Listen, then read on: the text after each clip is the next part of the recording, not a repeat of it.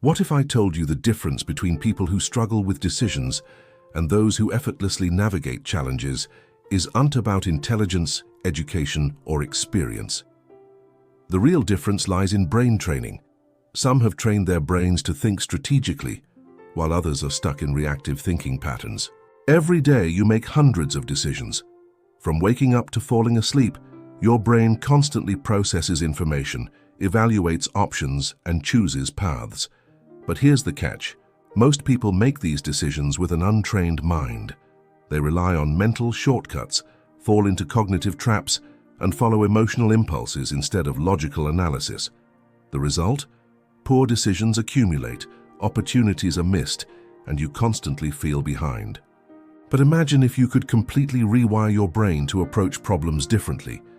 What if you could develop strategic thinking like chess grandmasters who see 20 moves ahead, or entrepreneurs who spot opportunities others miss? That's what we're exploring today. You're about to uncover the science of strategic thinking. Learn to identify and eliminate mental biases clouding your judgment, and master cognitive tools to outsmart any situation. This isn't about traditional intelligence. It's about being strategic, analytical, and effective in processing information and making decisions. By the end, you'll have a new relationship with problems.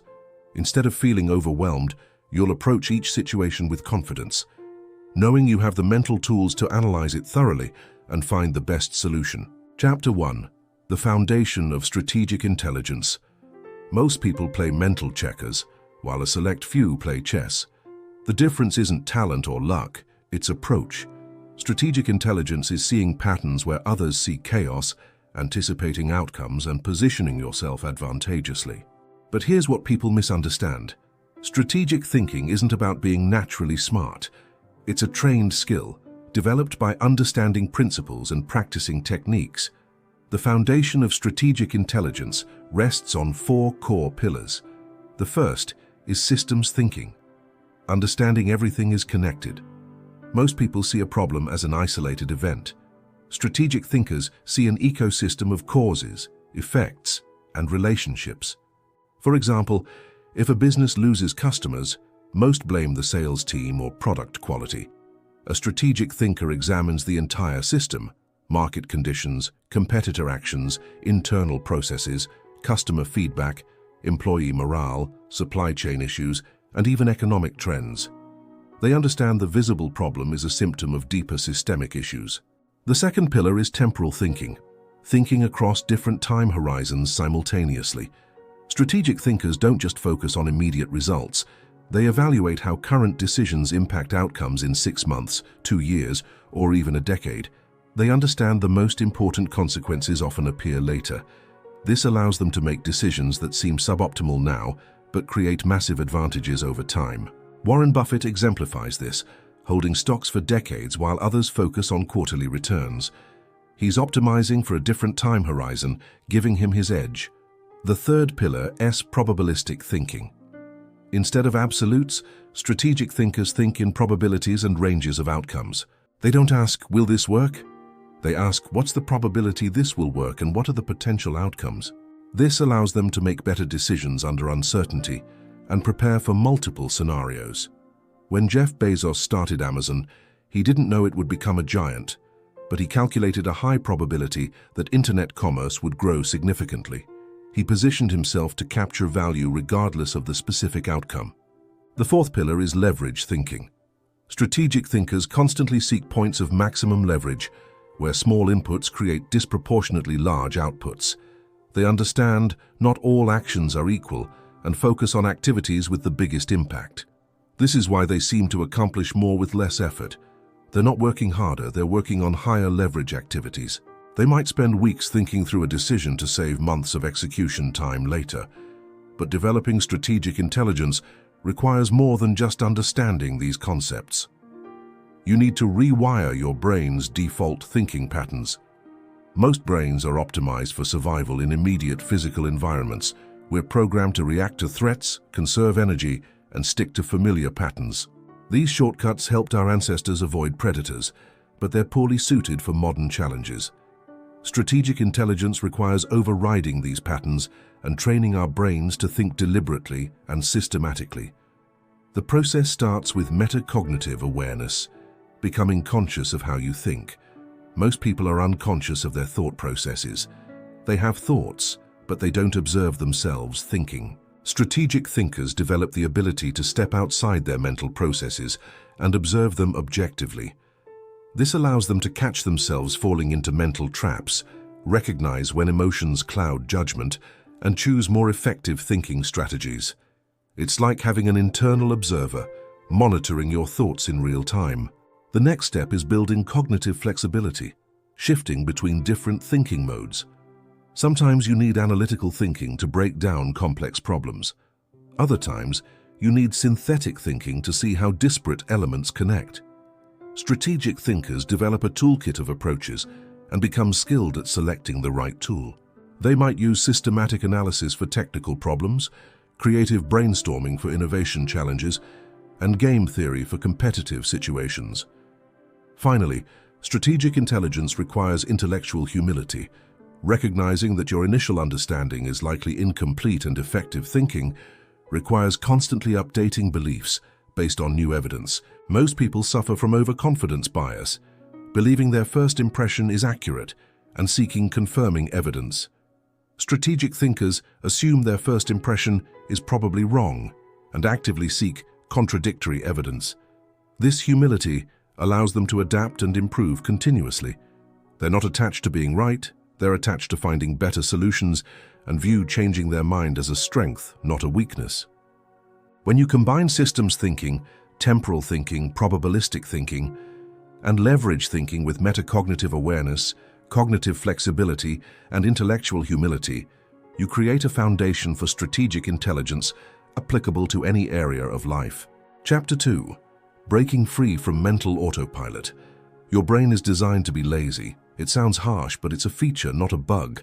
The brain consumes 20% of your body's energy, despite being only 2% of its weight. To conserve energy, your brain automates processes, creating shortcuts and habitual patterns requiring minimal effort. These shortcuts, called heuristics, are useful for routine tasks like walking or driving, but the same energy-saving mechanisms trap you in autopilot thinking when you encounter complex challenges requiring careful analysis. Mental autopilot manifests destructively. The first way is pattern matching without context analysis. When you encounter a new situation, your brain searches for familiar patterns and tries to apply previously successful solutions. This works well when the situation truly matches past experiences, but it fails when surface similarities mask fundamental differences. For example, leaders who succeeded in stable markets fail when conditions become volatile because they keep applying old strategies without recognizing the changed dynamics. They're pattern matching without updating for new contexts.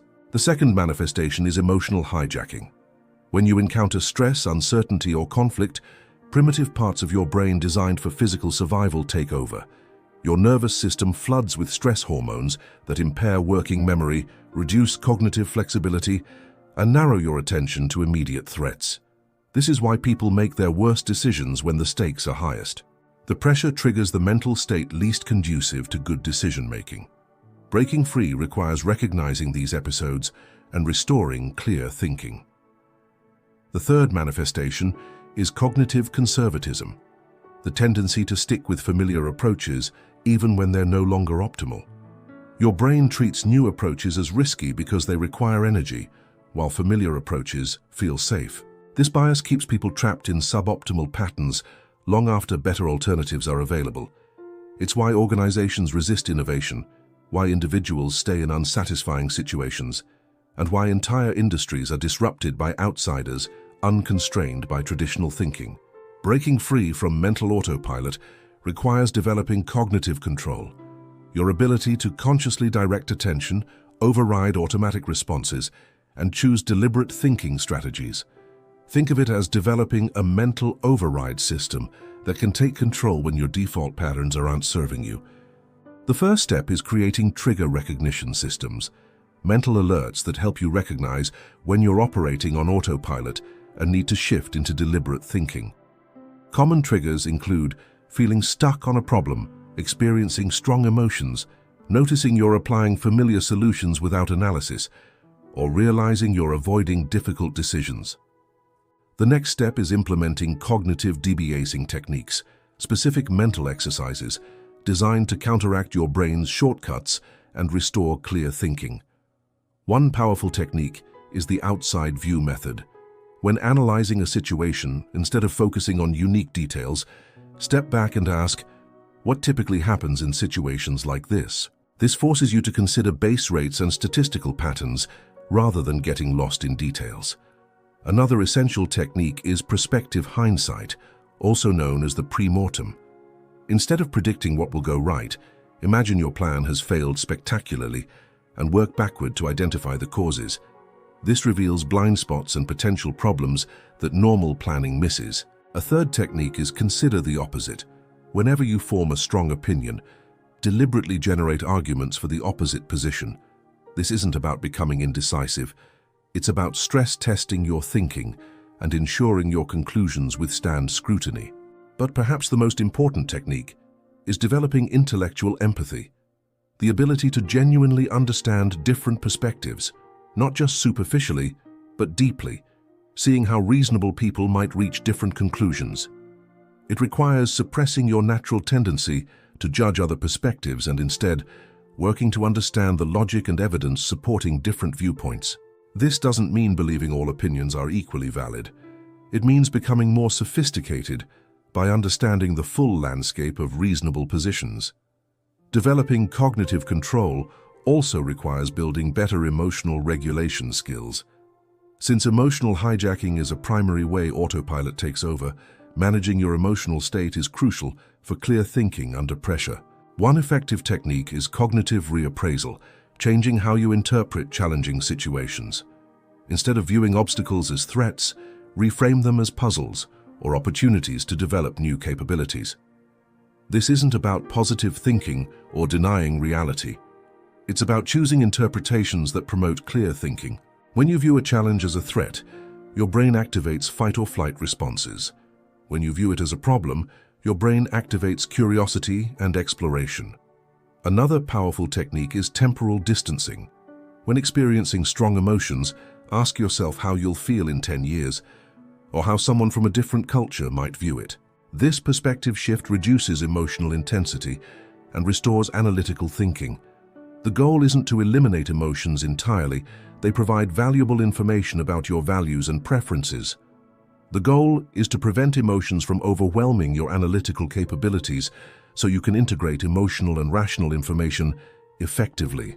Breaking free from mental autopilot is ongoing, not a one-time achievement.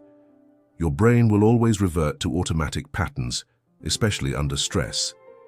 The key is developing the awareness to recognize when you're operating on autopilot and the tools to shift into deliberate thinking when needed. Chapter 3. Recognizing and defeating cognitive biases. Your brain lies to you constantly in predictable ways. These aren't intentional deceptions. They're systematic errors called cognitive biases. Understanding these biases is crucial because they affect your thinking, especially when you think you're being most rational. Cognitive biases exist because your brain is trying to solve an impossible problem, making sense of an infinitely complex world with limited resources. To handle this, your brain has developed shortcuts that work reasonably well in many situations, but fail in others. The first category involves how you process information. Confirmation bias is perhaps the most dangerous. Once you form an opinion, your brain filters new information to support it, ignoring contradictory evidence even when you're trying to be objective. Your brain literally doesn't see information contradicting your beliefs or interprets ambiguous information in ways that support them. This is why intelligent people hold contradictory views about the same facts. Confirmation bias creates the illusion of validation. The more you research, the more evidence you find, making you confident you're right, unaware you're only seeing supporting evidence. Closely related is the availability heuristic, causing you to judge the probability of events based on how easily you remember examples. If you quickly recall instances, your brain assumes it happens frequently. If you can't, it assumes it's rare. This distorts risk assessment. People overestimate dramatic but rare events like plane crashes because they're memorable. Meanwhile, They underestimate common dangers like heart disease because they don't create vivid impressions. The availability heuristic also affects how you evaluate your performance. If you easily remember failures, you'll underestimate your abilities. Another critical bias is anchoring, where the first piece of information disproportionately influences subsequent judgments, even when you know it's irrelevant. Anchoring explains why extreme initial offers are effective in negotiations, why first impressions are powerful, and why it's difficult to update opinions. Even with contradictory evidence, your brain treats the first information as a reference point and makes adjustments. But these adjustments are typically insufficient. The second category involves how you make predictions. The planning fallacy causes you to underestimate how long projects will take and overestimate your likelihood of achieving optimistic outcomes, even with experience. The planning fallacy occurs because you focus on your specific plan and imagine everything going accordingly, not considering similar projects and their outcomes or unexpected complications. This affects everything from personal goals to major projects. It's why software projects exceed timelines and construction projects go over budget. Related to the planning fallacy is overconfidence bias, causing you to overestimate the accuracy of your judgments. When asked for confidence intervals, most people provide ranges that are too narrow. Overconfidence is dangerous for complex decisions because it prevents you from preparing for scenarios where your plan doesn't work. The third category involves social and motivational biases. Self-serving bias causes you to interpret information in ways that support your self-image. When good things happen, you attribute them to skill. When bad things happen, you blame external factors. This extends to how you evaluate ideas and other people. You're more likely to believe information that makes you look good or supports positions you've taken publicly. You're more likely to dismiss information that threatens your status. Attribution bias affects how you interpret other people's behavior. When someone makes a mistake, you attribute it to their character. When you make the same mistake, you blame external circumstances. This asymmetry makes it difficult to learn from others. Perhaps the most insidious bias is the bias blind spot, your tendency to recognize biases in others while remaining blind to them in yourself. The more you learn about biases, the more confident you become that you can avoid them, but this confidence is misplaced. Studies show that even trained people fall victim to biases. Knowledge provides some protection, but it's not sufficient. You need specific techniques to counteract biases consistently. The first line of defense is developing better decision-making processes. Instead of relying on intuition, create systematic approaches that force you to consider alternative perspectives. One technique is red team analysis, where you deliberately assign someone to argue against your preferred position. This can be formal, or you can do it yourself. Another essential technique is base rate analysis. Before making predictions, research what typically happens in similar situations. This counteracts overconfidence by grounding your predictions in data. Reference class forecasting involves identifying a class of similar projects and using the statistical distribution of outcomes to calibrate expectations. Instead of asking how long your project will take, ask how long projects like this typically take. For complex decisions, use structured frameworks like decision trees. These frameworks force you to identify assumptions and consider multiple factors systematically. Most importantly, cultivate intellectual humility about the reliability of your thinking. The goal is to maintain appropriate confidence, calibrated to the actual reliability of your thinking in different situations. This means being confident about things you know well, while remaining uncertain about complex situations where biases are likely to affect your thinking. Chapter 4. The power of mental models. Mental models are powerful tools in strategic thinking, yet most people use only a handful without realizing it. A mental model is a simplified representation of how something works. It's a thinking tool that helps you understand and navigate complex situations by providing structure. The power of mental models lies in their ability to transfer insights across domains. When you understand a model, you can apply it to situations beyond where you originally learned it. This is why strategic thinkers often have insights specialists miss. They're applying mental models from different fields. Consider compound interest, which most people understand only financially. but it applies to any situation where small actions create exponential results over time. Learning compounds when you build knowledge on previous knowledge. Relationships compound when trust builds on positive interactions. Understanding compound interest helps you recognize these patterns and make better decisions about where to invest your time. You start looking for opportunities to create compound effects rather than just linear improvements. The first category of essential models involves understanding systems and feedback loops. The most fundamental is the concept of feedback loops themselves. A feedback loop occurs when the outputs of a system are routed back as inputs, creating a loop of cause and effect. Positive feedback loops. Feedback loops either amplify changes, leading to rapid growth or decline, or create stability by counteracting those changes. Think about it. A company's success can help them attract better talent, leading to even better products, which then brings even more success. That's a positive feedback loop, a virtuous cycle. On the flip side, a person's lack of confidence can lead to poor performance, which breeds more self-doubt, which then leads to even worse performance. That's also a positive feedback loop, but headed in a really bad direction. Now, negative feedback loops are all about keeping things stable by working against change. When you're cold, you shiver to generate heat. That warms you up, which then makes you stop shivering. Or if a market price gets too high, demand drops, which forces the price back down. Understanding these feedback loops helps you figure out why some problems just won't go away, even when you're trying to fix them.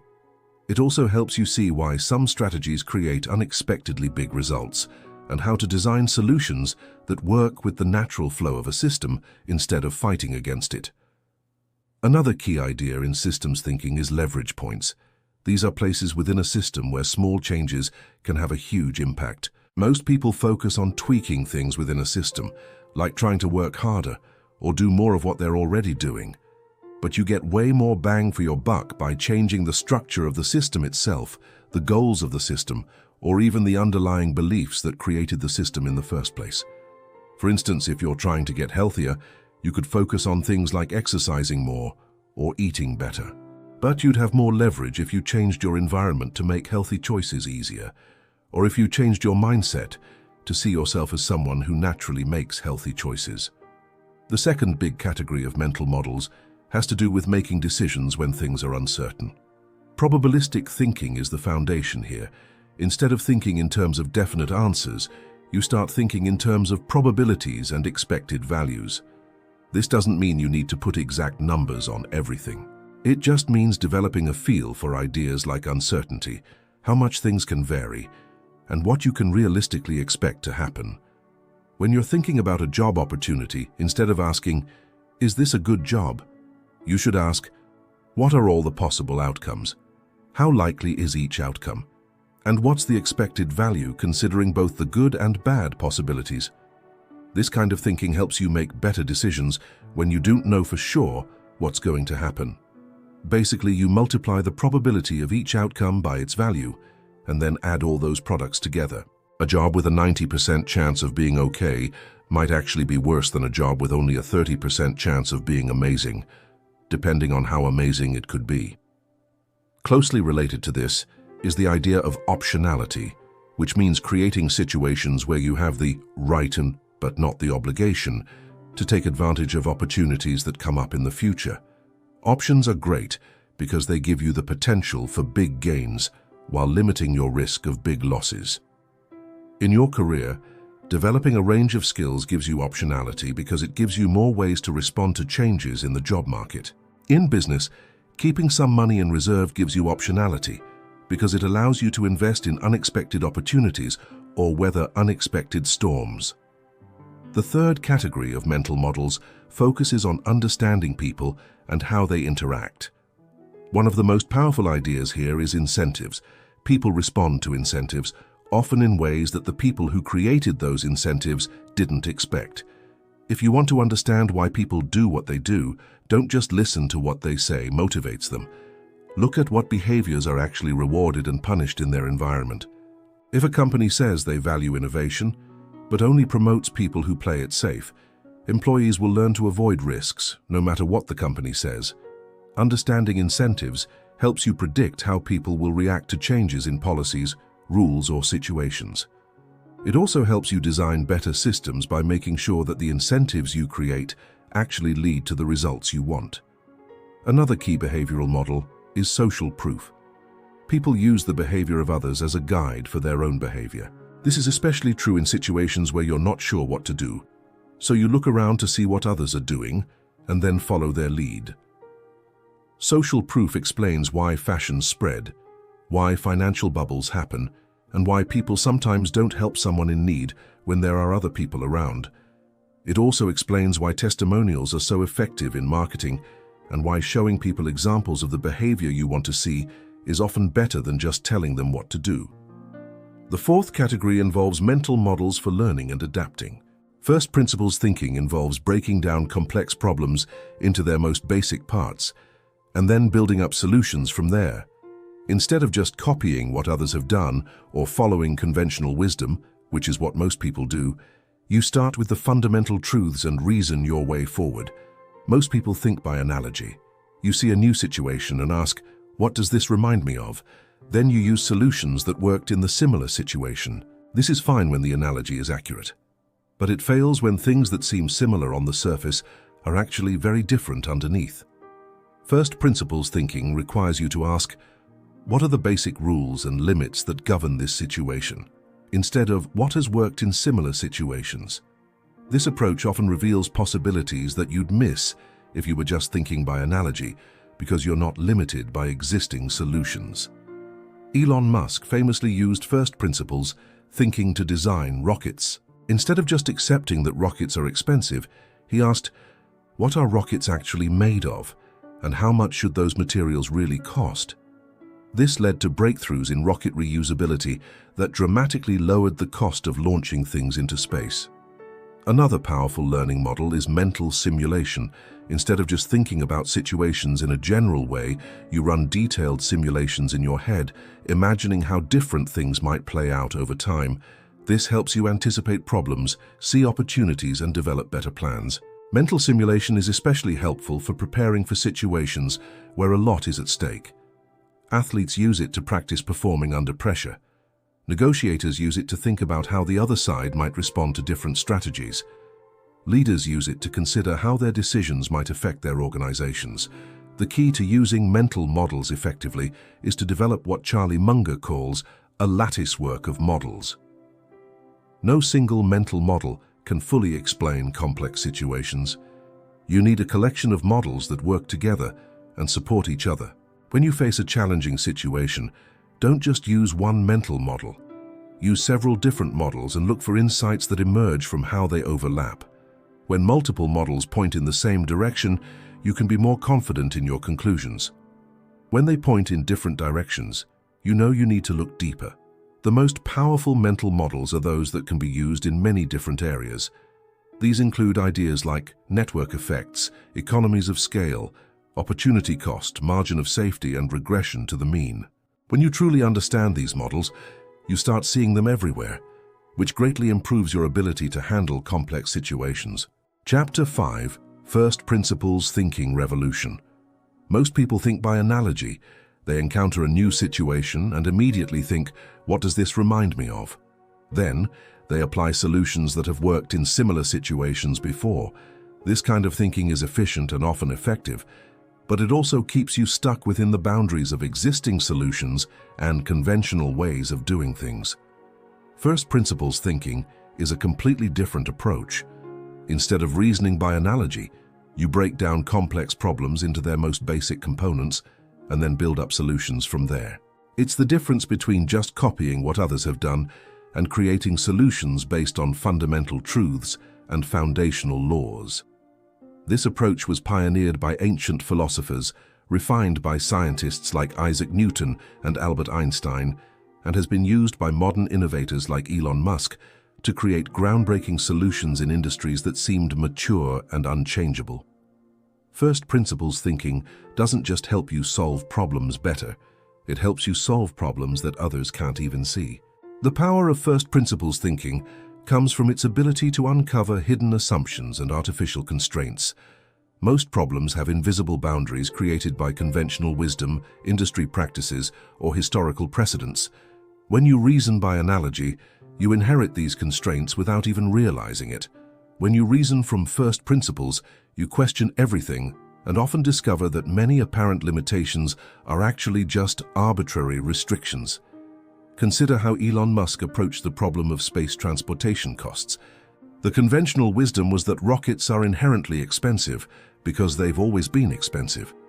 By reasoning by analogy, you would look at existing rocket designs and try to make small improvements to reduce costs a little. But Musk applied first principles thinking. He asked, what is a rocket really? What are the fundamental materials and energy requirements? What are the basic physical laws that govern rocket propulsion? This analysis revealed that the raw materials in a rocket should only cost a small fraction of traditional rocket prices. The key insight was that rockets were expensive, not because of fundamental physical limitations, but because of design choices and business model assumptions. Traditional rockets were designed to be expendable because that's how they'd always been built. But there's no fundamental physical law that says rockets have to be thrown away after one use. This first principles analysis led to the development of reusable rockets, which dramatically reduced launch costs and opened up entirely new possibilities for space exploration and commercial space activities. The breakthrough wasn't technical, it was conceptual. It came from questioning assumptions that everyone else took for granted. The first step in first principles thinking is identifying and questioning your assumptions. Most problems come preloaded with assumptions about what's possible, what's required, and what approaches might work. These assumptions are often so deeply ingrained that you don't even recognize them as assumptions. They just seem like facts about the nature of the problem. To uncover these hidden assumptions, you need to constantly ask why, and what if this weren't true? For every constraint or requirement in your problem, ask whether it's a fundamental law of nature or just an arbitrary human convention. Most constraints turn out to be conventions. For example, if you're trying to improve education, you might assume that learning requires students to sit in classrooms, listen to lectures and take tests. But these are just conventions, not fundamental requirements for learning. When you question these assumptions, you open up possibilities for completely different educational approaches. The second step is breaking down complex problems into their fundamental components. This requires identifying the basic elements, relationships, and principles that actually govern the situation, rather than focusing on surface features or traditional categories. This decomposition process often reveals that problems which seem completely different are actually variations of the same underlying challenge, or that problems which seem similar are actually fundamentally different in ways that require completely different approaches. Take the problem of traffic congestion. Traditional thinking focuses on building more roads or improving traffic flow, but a first principles analysis might reveal that the fundamental issue is the inefficient use of space and time in transportation systems. This could lead to solutions involving shared autonomous vehicles, dynamic routing, or alternative transportation modes that don't require individual car ownership. The third step is rebuilding solutions from the ground up, using only the fundamental components and principles you've identified. This is where first principles thinking becomes creative and generative. You're not just analyzing existing solutions, you're constructing new possibilities from basic building blocks. This reconstruction process often leads to solutions that seem obvious in retrospect, but were invisible before because they violated conventional assumptions. The key is to remain open to possibilities that might seem impractical or impossible at first glance.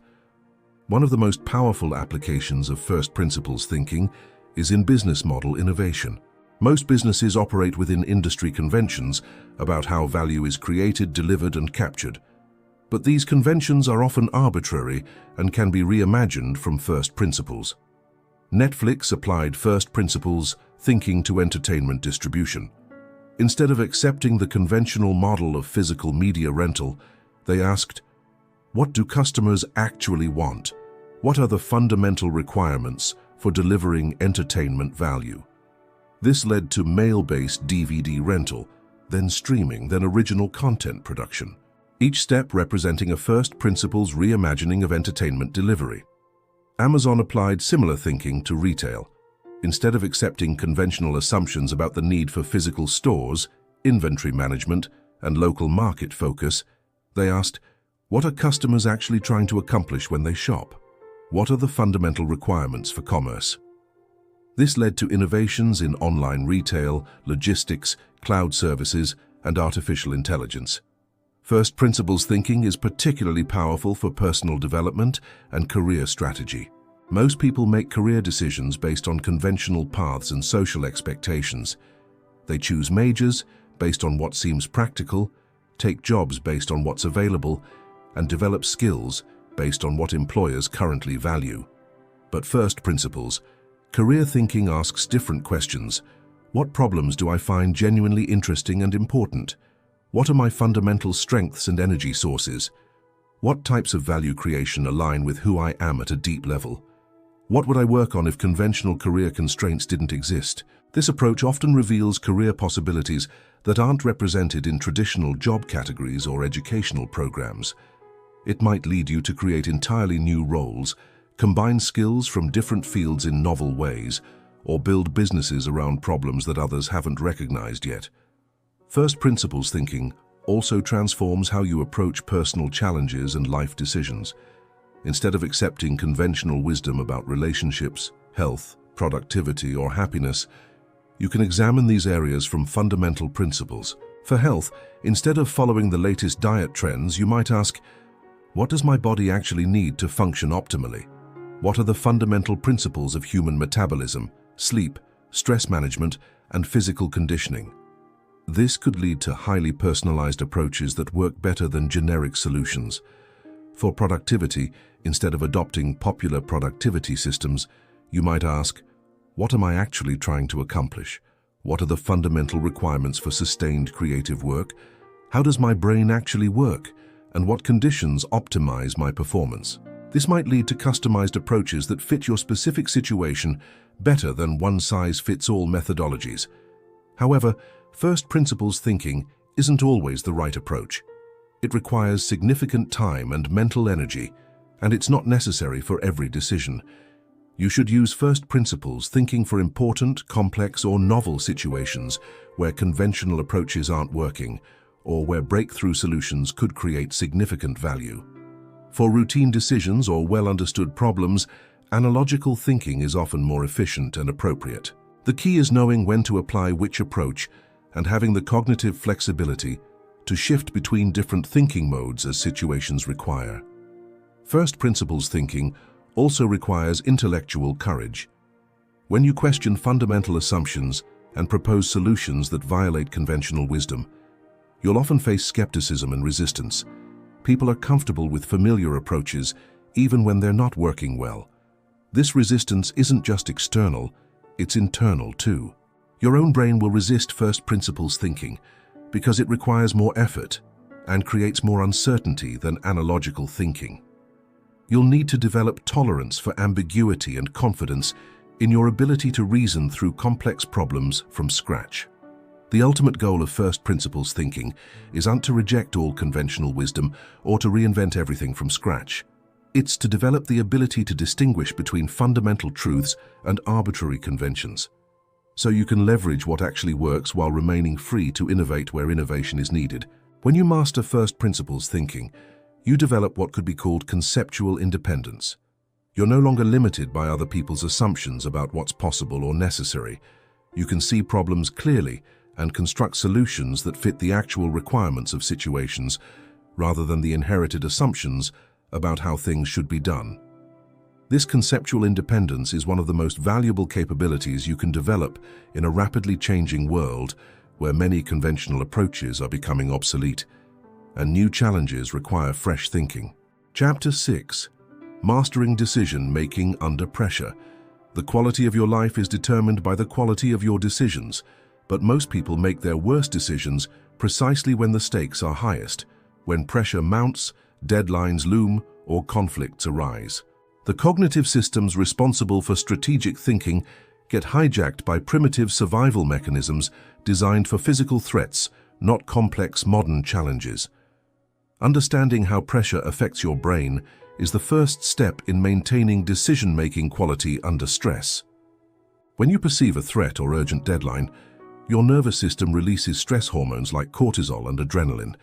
These chemicals narrow your attention, impair working memory, and shift your brain into reactive mode rather than reflective mode. This stress response was adaptive when our ancestors faced immediate physical dangers, but it's counterproductive for modern challenges that require careful analysis and creative problem-solving. The same physiological state that helps you run from a predator will sabotage your ability to navigate a complex negotiation or make a strategic business decision. The first technique for maintaining decision quality under pressure is stress inoculation. This involves deliberately practicing decision-making in high-pressure situations so your brain learns to maintain cognitive function despite stress. Military units, emergency responders, and elite athletes all use variations of stress inoculation training. You can apply this principle by creating artificial pressure when practicing important skills. If you need to give presentations under pressure, practice your presentations while doing physical exercise or under time constraints. If you need to make financial decisions under stress, practice with simulated scenarios that include emotional pressure and time limits. The key is gradually increasing the pressure in controlled environments, so your brain develops the neural pathways needed to maintain cognitive function under stress. This isn't about becoming immune to stress. It's about training your brain to access analytical thinking, even when your nervous system is activated. Another crucial technique is implementing decision-making protocols. These are predetermined frameworks that guide your thinking process when your natural cognitive abilities are compromised by pressure. Having a systematic approach reduces the cognitive load of deciding how to think about a problem, allowing you to focus your limited mental resources on the actual analysis. One powerful protocol is the OODA loop developed by military strategist John Boyd. OODA stands for Observe, Orient, Decide, and Act. Under pressure, you systematically observe the situation, orient yourself by understanding the context and your objectives, decide on a course of action, and act decisively while remaining ready to restart the cycle as conditions change. This framework prevents you from rushing into action without adequate analysis, while also preventing you from getting stuck in analysis paralysis. It provides structure for thinking under pressure while maintaining the flexibility to adapt as situations evolve. For complex decisions under pressure, use the rapid decision-making matrix. List your main options, identify the 3 most important criteria for evaluating those options, and quickly score each option on each criterion. This forces you to be explicit about your priorities and provides a structured way to compare alternatives even when you don't have time for exhaustive analysis. The matrix prevents you from being overwhelmed by complexity, while ensuring that you consider multiple factors rather than making decisions based on the most salient or emotionally compelling single factor. Temporal thinking becomes especially important under pressure. When you feel rushed, your natural tendency is to focus entirely on immediate consequences while ignoring long-term implications. This leads to decisions that solve immediate problems but create bigger problems later. Counter this by implementing the 10-10-10 rule. For any significant decision under pressure, quickly consider how you'll feel about each option in 10 minutes, 10 months, and 10 years. This forces you to maintain temporal perspective, even when immediate pressures are screaming for attention. Sometimes the pressure itself is artificial or self-imposed. Many urgent decisions aren't actually urgent when examined carefully. Before accepting time pressure as real, ask whether the deadline is truly fixed or whether it's possible to buy more time for better analysis. Often, spending a small amount of time negotiating for more decision time will dramatically improve the quality of your eventual decision. The key is distinguishing between real deadlines that can't be moved and artificial deadlines that exist primarily to create pressure. When deadlines are truly fixed, focus on making good enough decisions rather than perfect decisions. The enemy of good decisions under pressure isn't imperfection, it's perfectionism. Perfectionism leads to analysis paralysis, missed deadlines, and default outcomes that are worse than any conscious choice you could have made. Good enough decision-making requires identifying the minimum viable criteria for an acceptable decision and choosing the first option that meets those criteria rather than continuing to search for the theoretically optimal solution. Another critical skill is recognizing when to defer decisions. Not every urgent request requires an immediate decision. Sometimes the best response to pressure is to clearly communicate when you'll make the decision and what information you need to make it well. This approach often reveals that many supposedly urgent decisions become irrelevant if you wait, or that better options become available once the artificial urgency subsides. Strategic thinkers understand that declining to make premature decisions is itself a form of decision-making. Chapter 7. Pattern Recognition and Strategic Anticipation. The ability to recognize patterns before they become obvious to others is perhaps the most valuable skill in strategic thinking.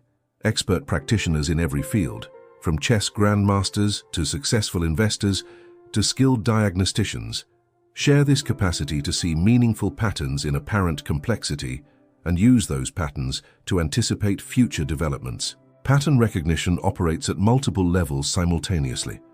At the surface level, you notice recurring sequences of events, similar configurations of factors, or familiar dynamics playing out in new contexts. At deeper levels, you recognize the underlying structures, incentives, and forces that generate these surface patterns. The most powerful pattern recognition combines both specific domain expertise and general principles that transfer across different areas. When you understand both the particular patterns of your specific field and the universal patterns that appear everywhere, you develop what could be called meta-pattern recognition, the ability to see patterns in how patterns form and evolve. Developing pattern recognition begins with systematic observation and memory cultivation. Most people observe their environment passively, noticing only what directly affects them or what's obviously dramatic. Strategic pattern recognition requires active, structured observation, where you deliberately look for connections, cycles, and recurring themes. Start by identifying the key variables in your domain and tracking how they change over time. If you're interested in business patterns, you might track economic indicators, consumer behavior trends, technology adoption cycles, and competitive dynamics. If you're focused on personal relationships, you might observe communication patterns, conflict cycles, trust-building sequences, and emotional rhythms. The key is moving beyond anecdotal observation to systematic data collection. Keep records of what you observe, look for recurring themes across different time periods and contexts, and test your pattern hypotheses against subsequent events. Historical analysis provides the foundation for pattern recognition.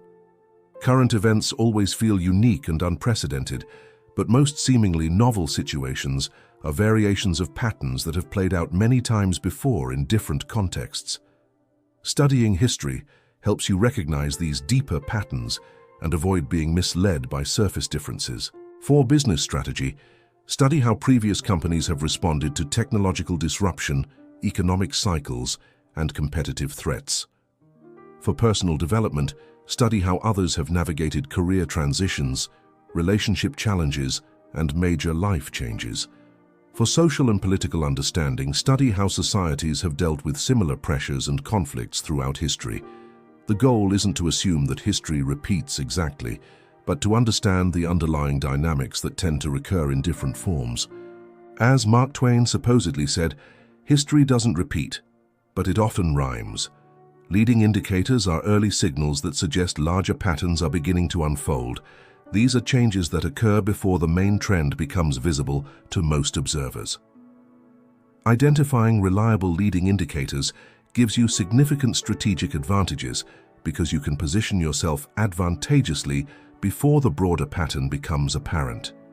In economic contexts, leading indicators might include changes in credit conditions, early shifts in consumer sentiment, or emerging technologies that, here's the text translated and rewritten to meet all requirements, could disrupt existing business models.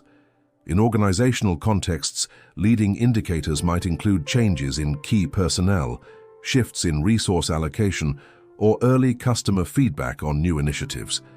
The challenge with leading indicators is distinguishing meaningful signals from random noise. Not every early change represents the beginning of a larger pattern. Developing reliable pattern recognition requires calibrating your sensitivity to avoid both missing important signals and being distracted by false alarms. Scenario planning enhances pattern recognition by forcing you to think through how different combinations of factors might interact to create various future outcomes. Instead of trying to predict one specific future, you develop multiple plausible scenarios and identify the early warning signs that would suggest each scenario is becoming more likely. This approach helps you recognize patterns as they're emerging, rather than only after they're fully established.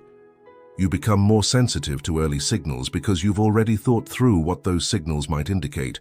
For each scenario, identify the key variables that would drive that outcome and the early indicators that would suggest those variables are changing in the predicted direction.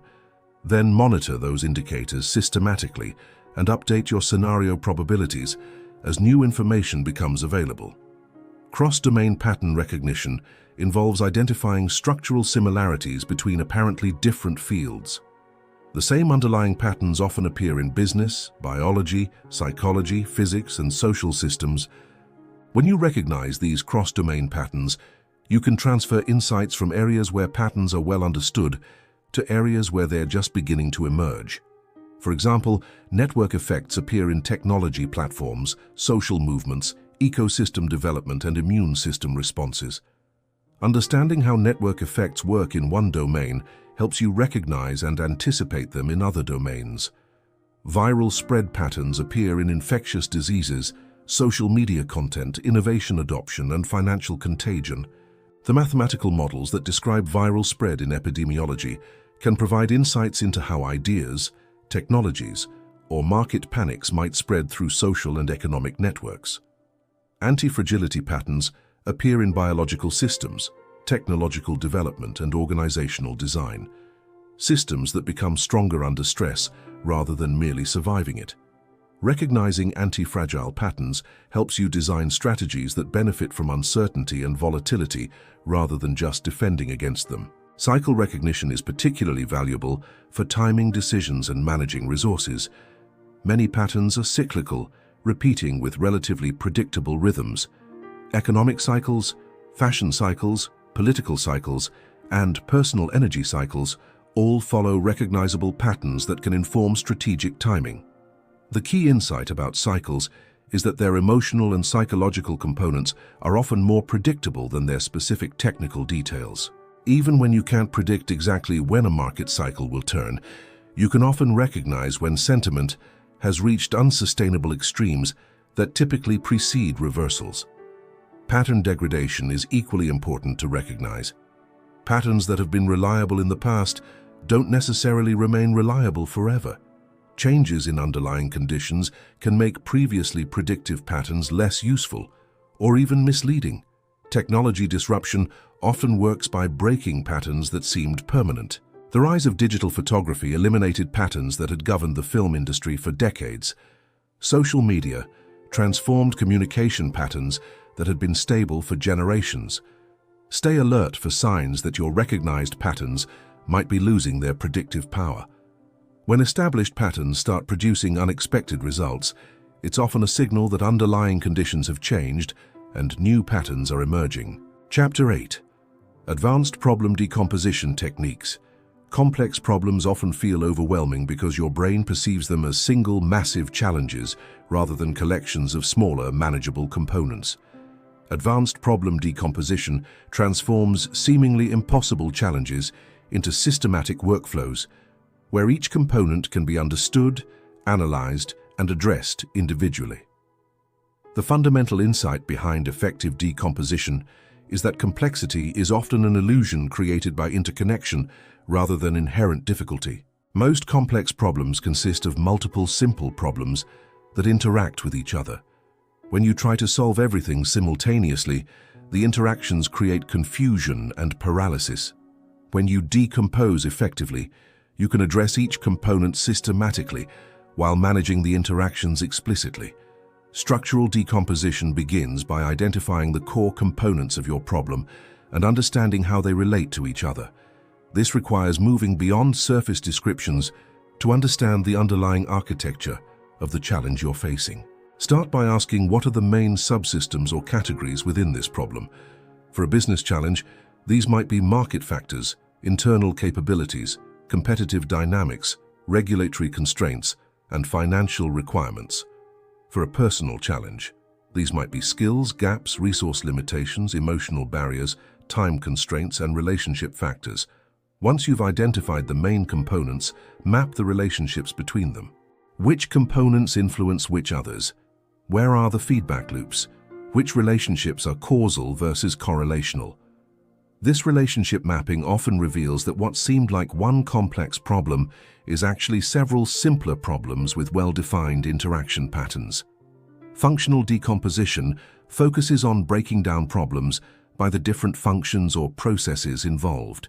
Instead of asking what the problem consists of, you ask what needs to happen to solve it.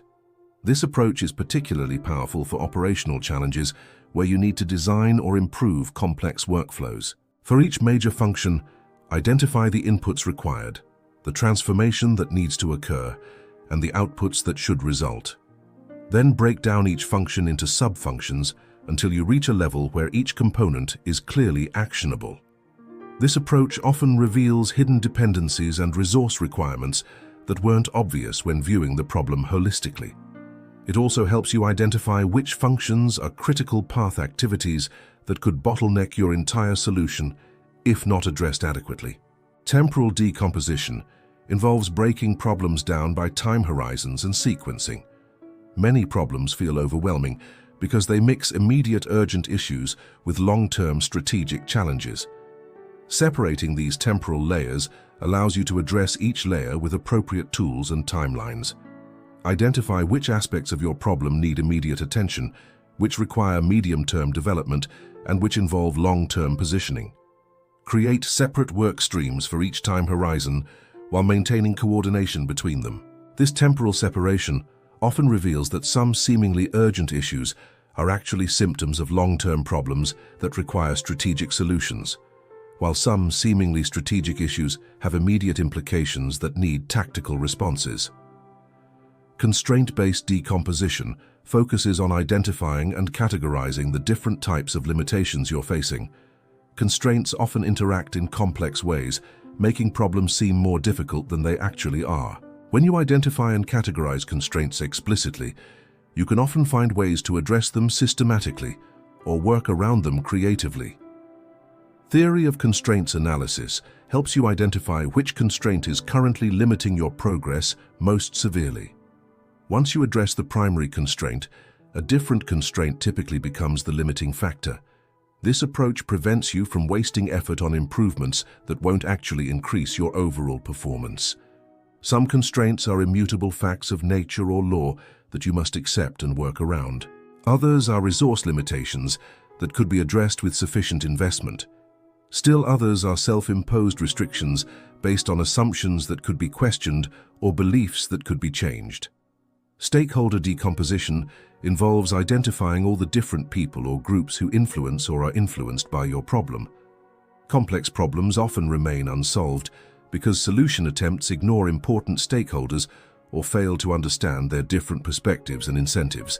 Map out all the stakeholders, understand their interests and concerns, identify potential conflicts between different stakeholder groups, and design solutions that address the legitimate needs of all important parties.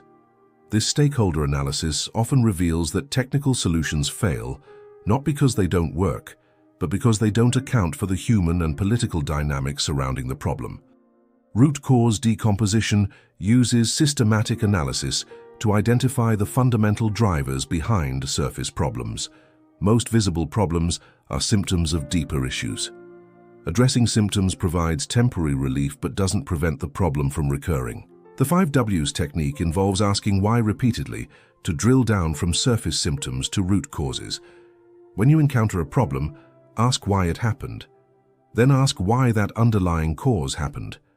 Continue this process until you reach causes that are truly fundamental, rather than themselves symptoms of deeper issues. Fishbone diagrams provide a more structured approach to root cause analysis. Draw the problem as the head of a fish. Then identify major categories of potential causes as the main bones. For each category, identify specific potential causes as smaller bones.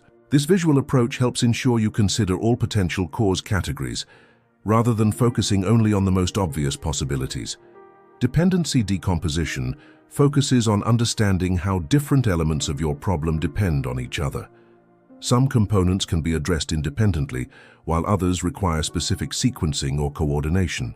Create a dependency map showing which problem components must be completed before others can begin, which can be worked on in parallel, and which have complex interdependencies that require careful coordination. This dependency analysis often reveals that problems which seem to require simultaneous progress on all fronts actually have logical sequences where early progress creates the foundation for later breakthroughs. Value chain decomposition breaks problems down according to the sequence of value-creating activities involved. This approach is particularly useful for business problems, but can be applied to any situation where you're trying to create value or achieve outcomes through a series of connected activities. Map out each step in your value creation process. Identify where value is currently being created or destroyed. Look for bottlenecks or inefficiencies in the chain and design improvements that optimize the entire system rather than just individual components. Chapter 9. Emotional Intelligence in Strategic Thinking. Strategic thinking isn't purely rational. Emotions provide crucial information about values, priorities, and potential outcomes that purely logical analysis might miss. The key is learning to integrate emotional intelligence with analytical thinking rather than viewing them as opposing forces. Emotional intelligence in strategic contexts involves four main capabilities: emotional awareness, emotional regulation, social awareness, and relationship management. Each of these capabilities enhances your ability to think strategically by providing additional sources of information and influence. Emotional awareness begins with recognizing your own emotional responses to different situations and understanding what those emotions are telling you. Emotions aren't just random internal weather. They're information processing systems that evaluate situations according to your deep values and past experiences. Fear often signals potential threats or risks that your analytical mind might have overlooked. Excitement might indicate opportunities that align with your core motivations. Frustration might reveal conflicts between your current approach and your underlying values or goals. The key is learning to decode these emotional signals rather than either ignoring them or being controlled by them. When you notice strong emotional reactions to strategic decisions, pause and ask what information these emotions might be providing about the situation. Sometimes emotional reactions reveal unstated assumptions or hidden concerns that need to be addressed explicitly. Other times they indicate value conflicts that require conscious resolution. Occasionally, they signal pattern recognition happening below conscious awareness that deserves further analytical investigation. Emotional regulation in strategic contexts doesn't mean suppressing emotions or making purely rational decisions. It means managing your emotional state so that emotions inform your thinking without overwhelming your analytical capabilities. When facing high-stakes decisions, your emotional state affects your cognitive abilities, risk assessment, creativity, and ability to consider multiple perspectives. Learning to regulate your emotional state is therefore a cognitive performance strategy, not just a personal wellness practice. Techniques for emotional regulation include cognitive reappraisal, where you consciously reframe challenging situations in ways that promote more effective emotional responses. Instead of viewing setbacks as failures, you can reframe them as learning opportunities. Instead of viewing competition as threats, you can reframe them as benchmarks for improvement. Physical regulation techniques like controlled breathing, progressive muscle relaxation, and mindfulness meditation can help restore cognitive function when emotional arousal is interfering with clear thinking. Temporal regulation involves adjusting your time perspective to reduce emotional intensity when you're feeling overwhelmed by immediate pressures.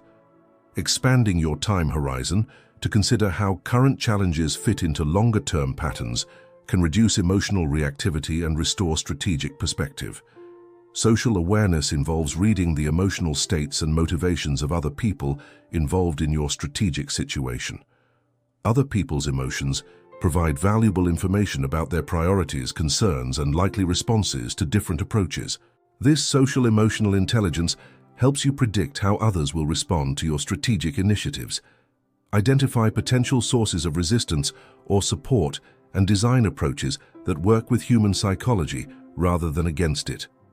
Pay attention to incongruence between what people say and how they feel. Words can be controlled consciously, but emotional expressions are harder to fake. When someone's emotional signals contradict their verbal statements, the emotions usually provide more accurate information about their true position. Look for emotional patterns in groups and organizations.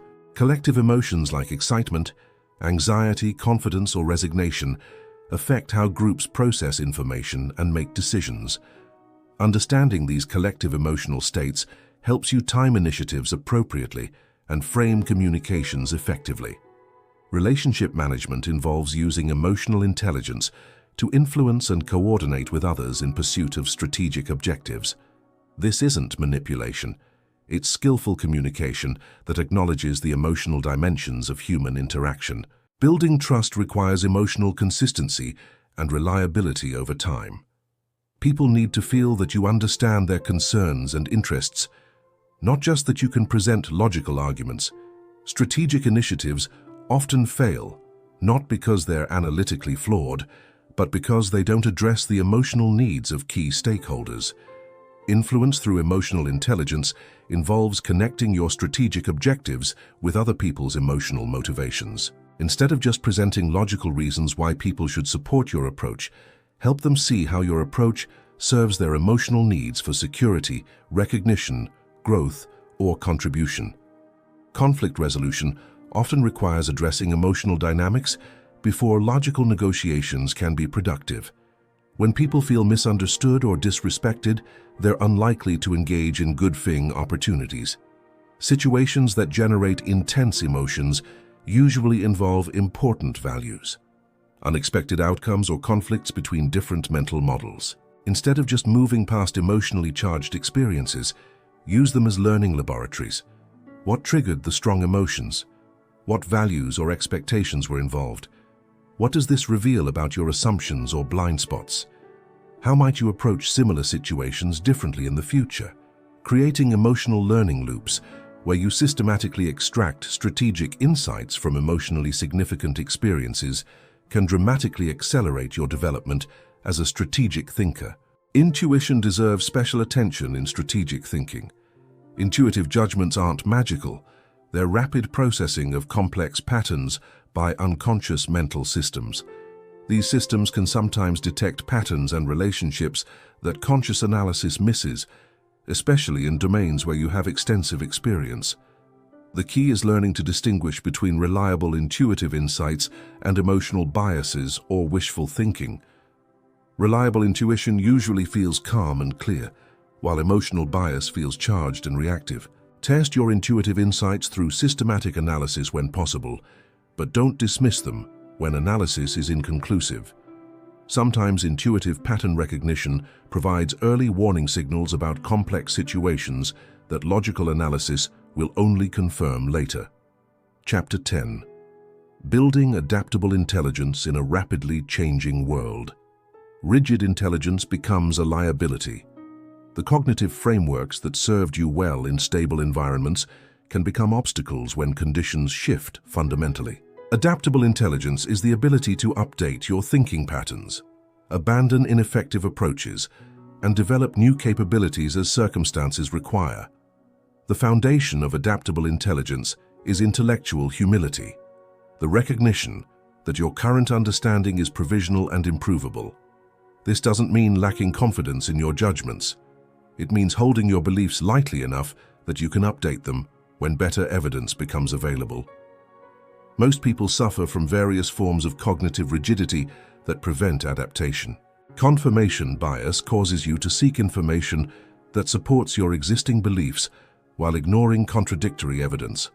Sunk cost fallacy causes you to persist with failing approaches because you've already invested effort in them. Status quo bias makes change feel more risky than staying with familiar approaches. Overcoming these rigidities requires developing what psychologists call cognitive flexibility, the ability to switch between different thinking modes and adjust your mental frameworks based on situational demands. Active belief updating is the practice of regularly examining your core assumptions and actively seeking evidence that might contradict them. Most people only update their beliefs when contradictory evidence becomes overwhelming. Adaptable thinkers update continuously based on small signals and weak evidence. This doesn't mean being wishy-washy or constantly changing your mind. It means maintaining appropriate uncertainty calibrated to the strength of your evidence and the stability of the underlying conditions. Implement regular belief audits where you explicitly examine your assumptions about important areas of your life or work. Ask yourself, what evidence originally convinced me of this belief? What evidence would convince me that this belief might be wrong? Have I actively looked for such evidence recently, for beliefs that significantly influence your decisions? Actively seek out intelligent people who disagree with you and genuinely try to understand their reasoning. This isn't about being convinced by every contrary argument, but about ensuring that your beliefs can withstand informed scrutiny. Mental model diversification involves developing multiple frameworks for understanding the same phenomena. Just as financial diversification reduces investment risk, cognitive diversification reduces the risk of being blindsided by changes that your primary mental models don't anticipate. Study how different disciplines approach similar problems. Economists, psychologists, biologists, physicists, and historians often have completely different frameworks for understanding complex systems. Each framework highlights different aspects of reality and suggests different intervention strategies. Practice switching between different mental models when analyzing the same situation. How would an economist analyze this challenge? How would a systems theorist approach it? What would a game theorist focus on? This multi-perspective analysis often reveals insights that single framework thinking misses. Scenario-based thinking helps build adaptability by forcing you to consider how your strategies might need to change under different conditions. Instead of planning for one expected future, develop contingency plans for multiple possible futures. For each major strategic decision, identify the key assumptions underlying your approach and consider how your strategy would need to change if those assumptions proved incorrect. This scenario planning doesn't just prepare you for different futures, it also reveals the hidden assumptions in your current thinking. Learning velocity becomes crucial in rapidly changing environments. It's not enough to be able to learn. You need to be able to learn faster than the rate of change in your environment. This requires developing more efficient learning processes and being more selective about what you choose to learn. Focus your learning efforts on meta skills that transfer across domains rather than just domain-specific knowledge. Critical thinking, pattern recognition, communication skills, and learning how to learn are examples of meta skills that remain valuable even when specific technical knowledge becomes obsolete. Develop rapid experimentation capabilities that allow you to test new approaches quickly and cheaply before committing significant resources. This experimental mindset treats your strategies as hypotheses to be tested rather than plans to be executed regardless of feedback. Feedback loop optimization involves designing better systems for detecting when your approaches aren't working and need adjustment. Many people get stuck with ineffective strategies because they don't have reliable mechanisms for detecting failure early. Create leading indicators that signal when your strategies are working or failing before the ultimate outcomes become clear. Identify the key metrics that would change first if your approach were failing and monitor those metrics systematically. Build feedback systems that overcome your natural cognitive biases. Since you're psychologically motivated to interpret ambiguous evidence as supporting your existing approaches, design objective measurement systems that provide clear signals about performance. Anti-fragile design principles help you build strategies that become stronger under stress, rather than just surviving stress. Instead of just defending against potential problems, look for ways to benefit from volatility and uncertainty. Develop strategies with optionality built-in approaches that provide upside potential while limiting downside risk. Maintain diversity in your approaches, so that some can benefit when others are struggling. Build redundancy and backup systems so that individual failures don't create systemic collapse. Network-based learning leverages other people's insights and experiences to accelerate your own adaptation. No individual can learn fast enough to keep up with exponential change, but networks of people can process information and develop insights much more rapidly than individuals. Cultivate relationships with people who have different perspectives, expertise, and information sources than you do. Create information-sharing relationships where you can learn from other people as experiments and experiences without having to repeat all their mistakes yourself.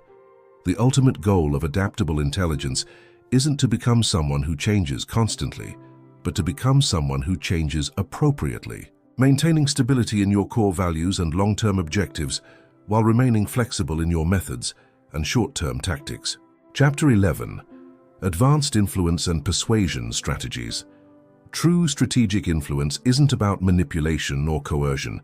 It's about understanding human psychology deeply enough that you can present ideas in ways that resonate with how people naturally think and make decisions. The most powerful influences don't force people to change their minds. They create conditions where people naturally arrive at better conclusions.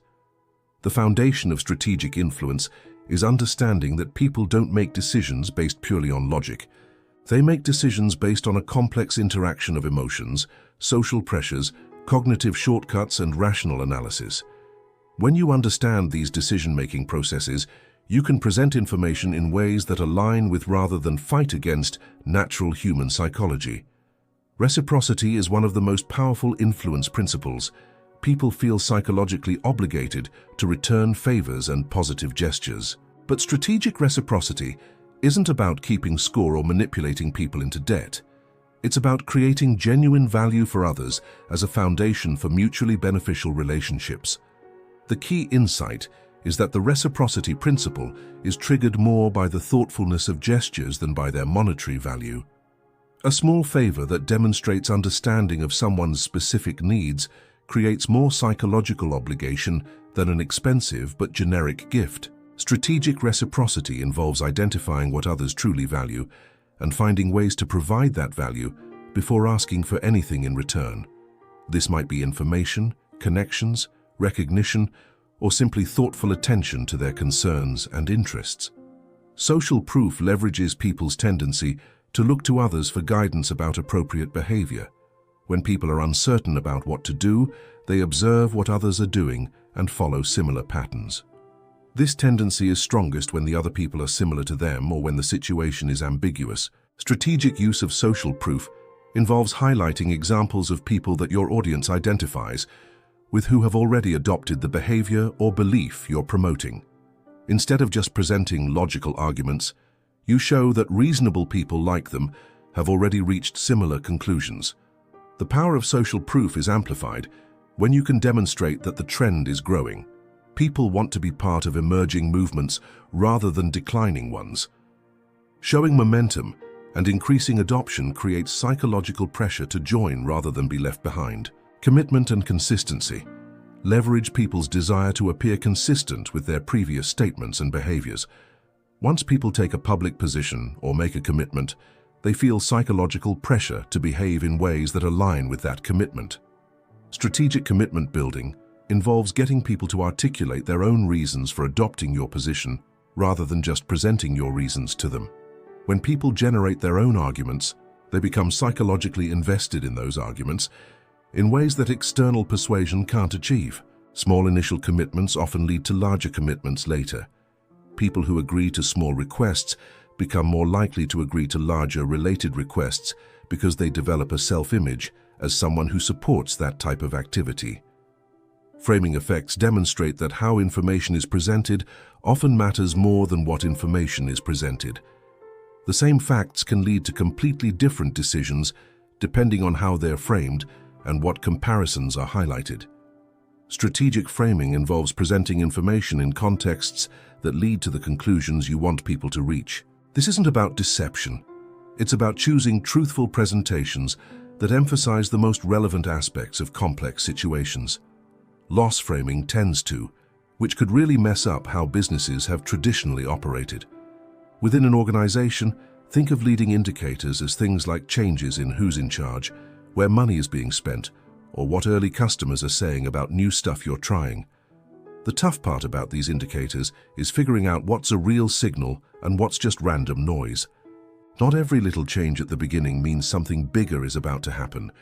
To get good at spotting patterns, you have to fine-tune your ability to notice things, so you don't miss important stuff, but also don't freak out over nothing. Scenario planning helps with this, because it makes you think about how different things might interact and create different futures. Instead of trying to guess one specific future, you come up with a bunch of possible scenarios, and then look for the early signs that suggest one of those scenarios is becoming more likely. This way, you see patterns as they're forming, not just after they're already obvious. You start paying closer attention to those early signals because you've already considered what they might mean.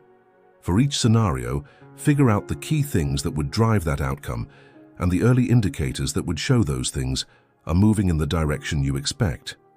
Then, keep an eye on those indicators and adjust your probabilities as you get new info.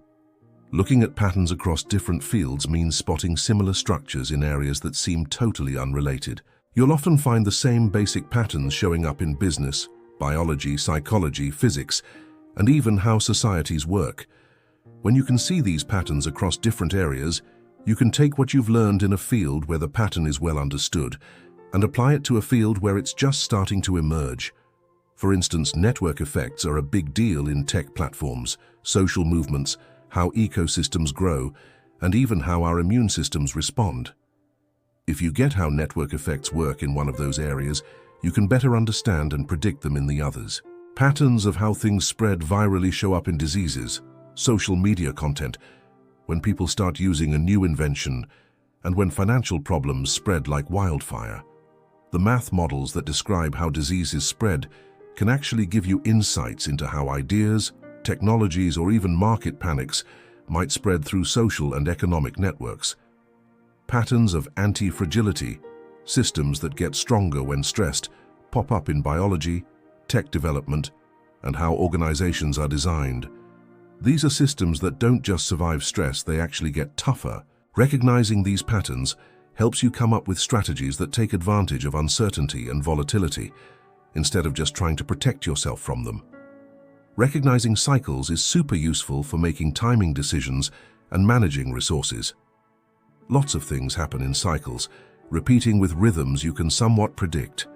Economic cycles, fashion trends, political swings, and even your own energy levels all follow patterns that can help you time things right.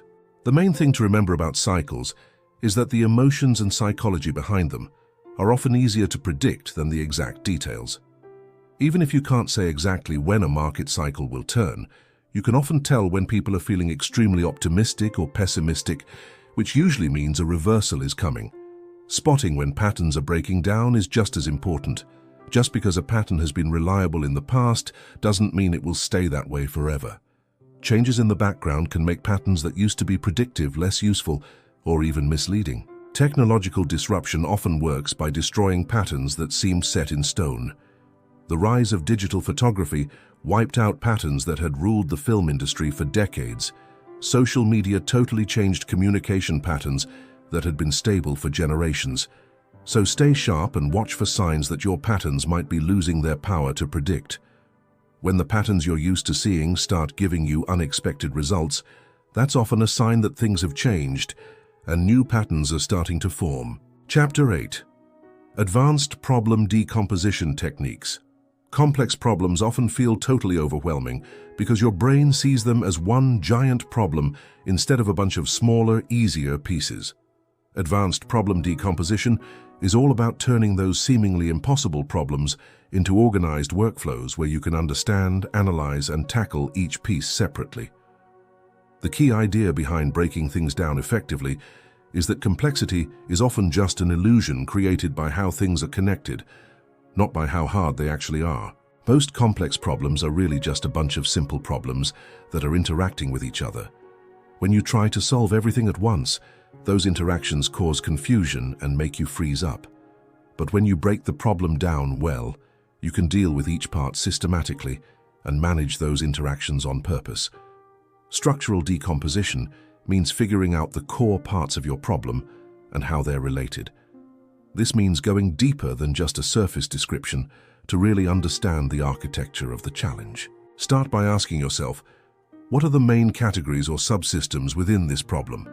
For a business problem, that might be things like market conditions, what the company can do, what competitors are doing, regulations and financial stuff. For a personal problem, it might be your skills, what you're missing, resources, emotional barriers, time, and relationships. Once you know the main parts, map out how they connect. Which parts affect which others? Where are the feedback loops? Are the relationships causal or are they just correlations? This mapping often shows you that what seemed like one complex problem is actually a few simpler problems with clearly defined interactions. Functional decomposition is about breaking down problems by the different jobs or processes involved. Instead of asking, what is this problem made of? You ask, what needs to happen to solve it? This is especially useful for operational problems where you need to create or improve complex processes. For each major function, figure out what inputs you need, what transformation needs to happen, and what outputs should result. Then, break each function down into smaller sub-functions until you get to a level where each piece is clearly something you can act on. This often reveals hidden dependencies and resource needs that you didn't see when looking at the problem as a whole. It also helps you spot the functions that are critical, the ones that could slow down your whole solution if you didn't handle them right. Temporal decomposition involves breaking down problems by when things need to happen and what order they need to happen in. A lot of problems feel overwhelming because they mix urgent, immediate issues with long-term strategic challenges. Separating these time layers lets you use the right tools and timelines for each. Figure out what needs your attention right away, what needs medium-term development, and what's about long-term positioning. Create separate projects for each time frame, but make sure they're coordinated. This separation often shows that some urgent issues are actually just symptoms of bigger long-term problems that need strategic solutions. And sometimes, strategic issues have immediate implications that need tactical responses. Constraint-based decomposition focuses on finding and categorizing the different kinds of limits you're facing. Constraints often interact in complicated ways, making problems seem harder than they really are. When you specifically identify and categorize constraints, you can often find ways to deal with them systematically or get around them creatively. The theory of constraints helps you find the constraint that's currently holding you back the most. Once you address that primary constraint, a different constraint will usually become the limiting factor. This keeps you from wasting effort on improvements that won't actually improve your overall performance. Some constraints are just facts of life or laws of nature that you have to accept and work around. Others are resource limits that you could address with enough investment. Still others are self-imposed limits based on assumptions you could question or beliefs you could change. Stakeholder decomposition means figuring out all the different people or groups who are affected by or influence your problem. Complex problems often go unsolved because people trying to solve them ignore important stakeholders or don't understand their different perspectives and motivations. Map out all the stakeholders. Understand what they care about and what their concerns are.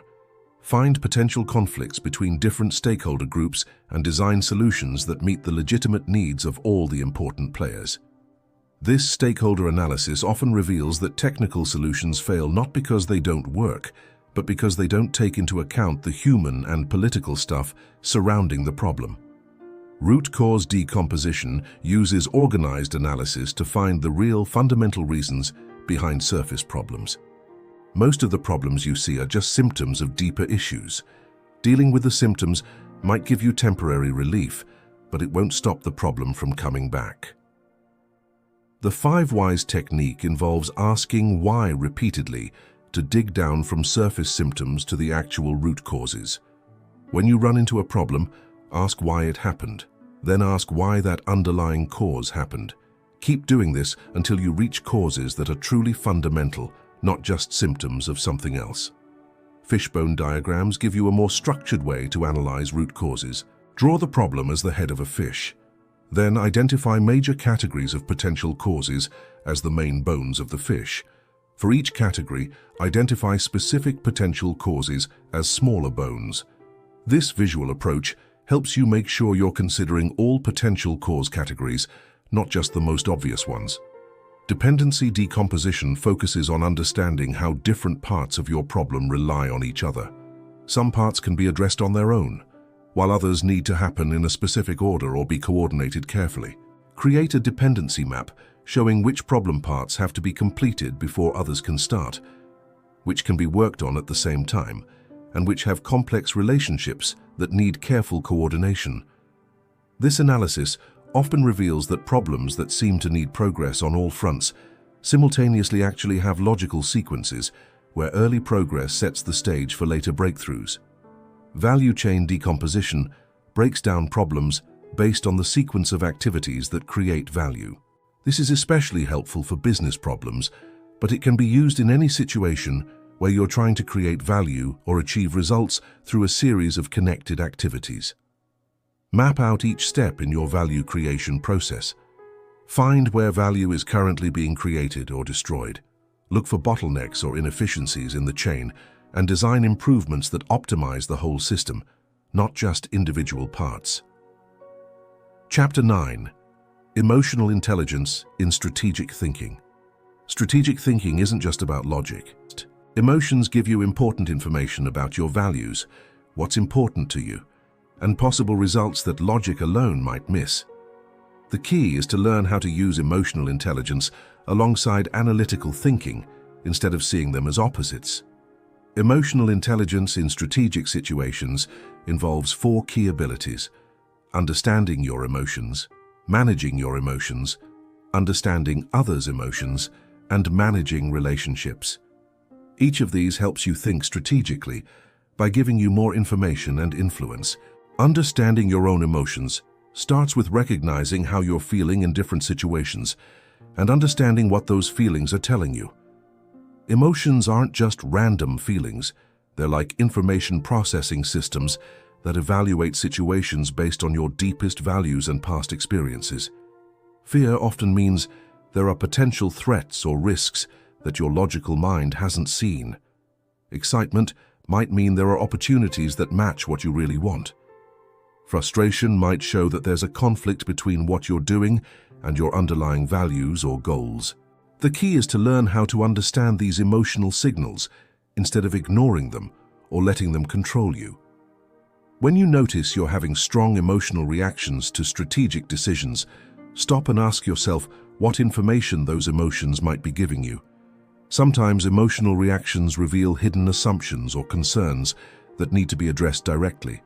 Other times, they show that there are value conflicts that you need to consciously resolve, and sometimes they signal that you're recognizing patterns below your conscious awareness, which deserves more investigation. Managing your emotions in strategic situations doesn't mean suppressing them or making purely logical decisions. It means controlling your emotional state so that your emotions inform your thinking without taking over your logical abilities. When you're facing big decisions, your emotional state affects your cognitive abilities, how you assess risk, your creativity, and your ability to see different perspectives. So, learning to manage your emotions is a strategy for better thinking, not just a way to feel good. Techniques for managing your emotions include cognitive reappraisal, where you consciously reframe challenging situations in ways that help you respond more effectively.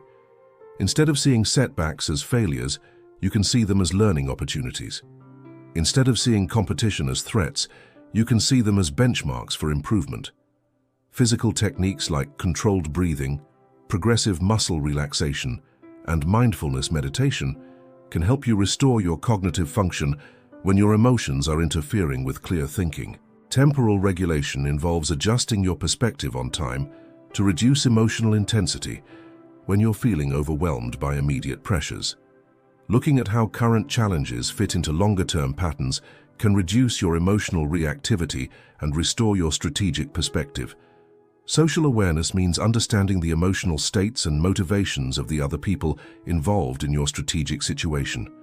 Other people's emotions give you valuable information about what's important to them, what their concerns are, and how they're likely to react to different approaches. This social-emotional intelligence helps you predict how others will respond to your strategic plans.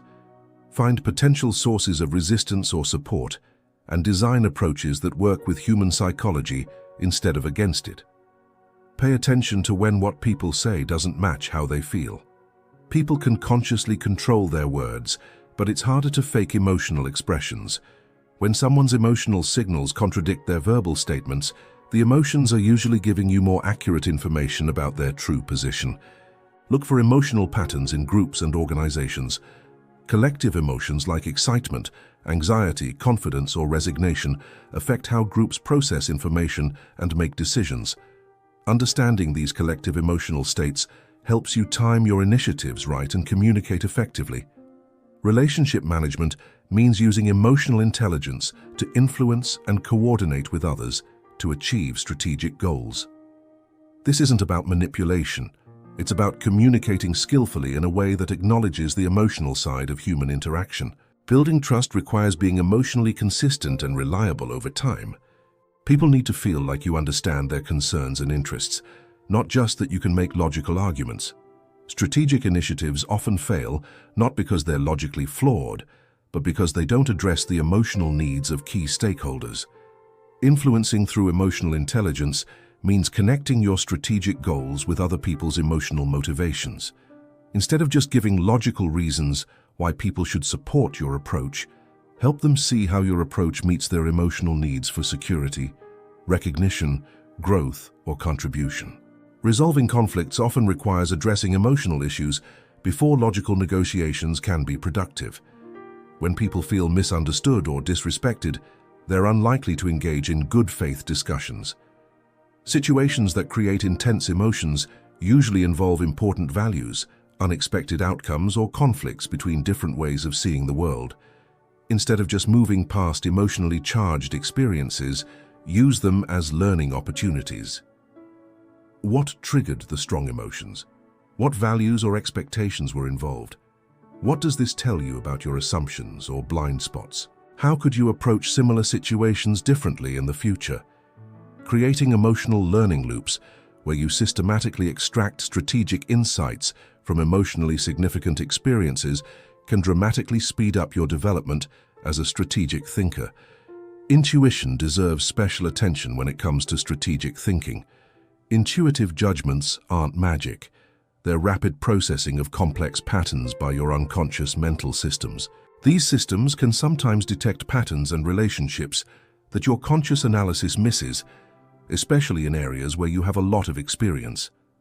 The key is to learn how to tell the difference between reliable intuitive insights and emotional biases or wishful thinking.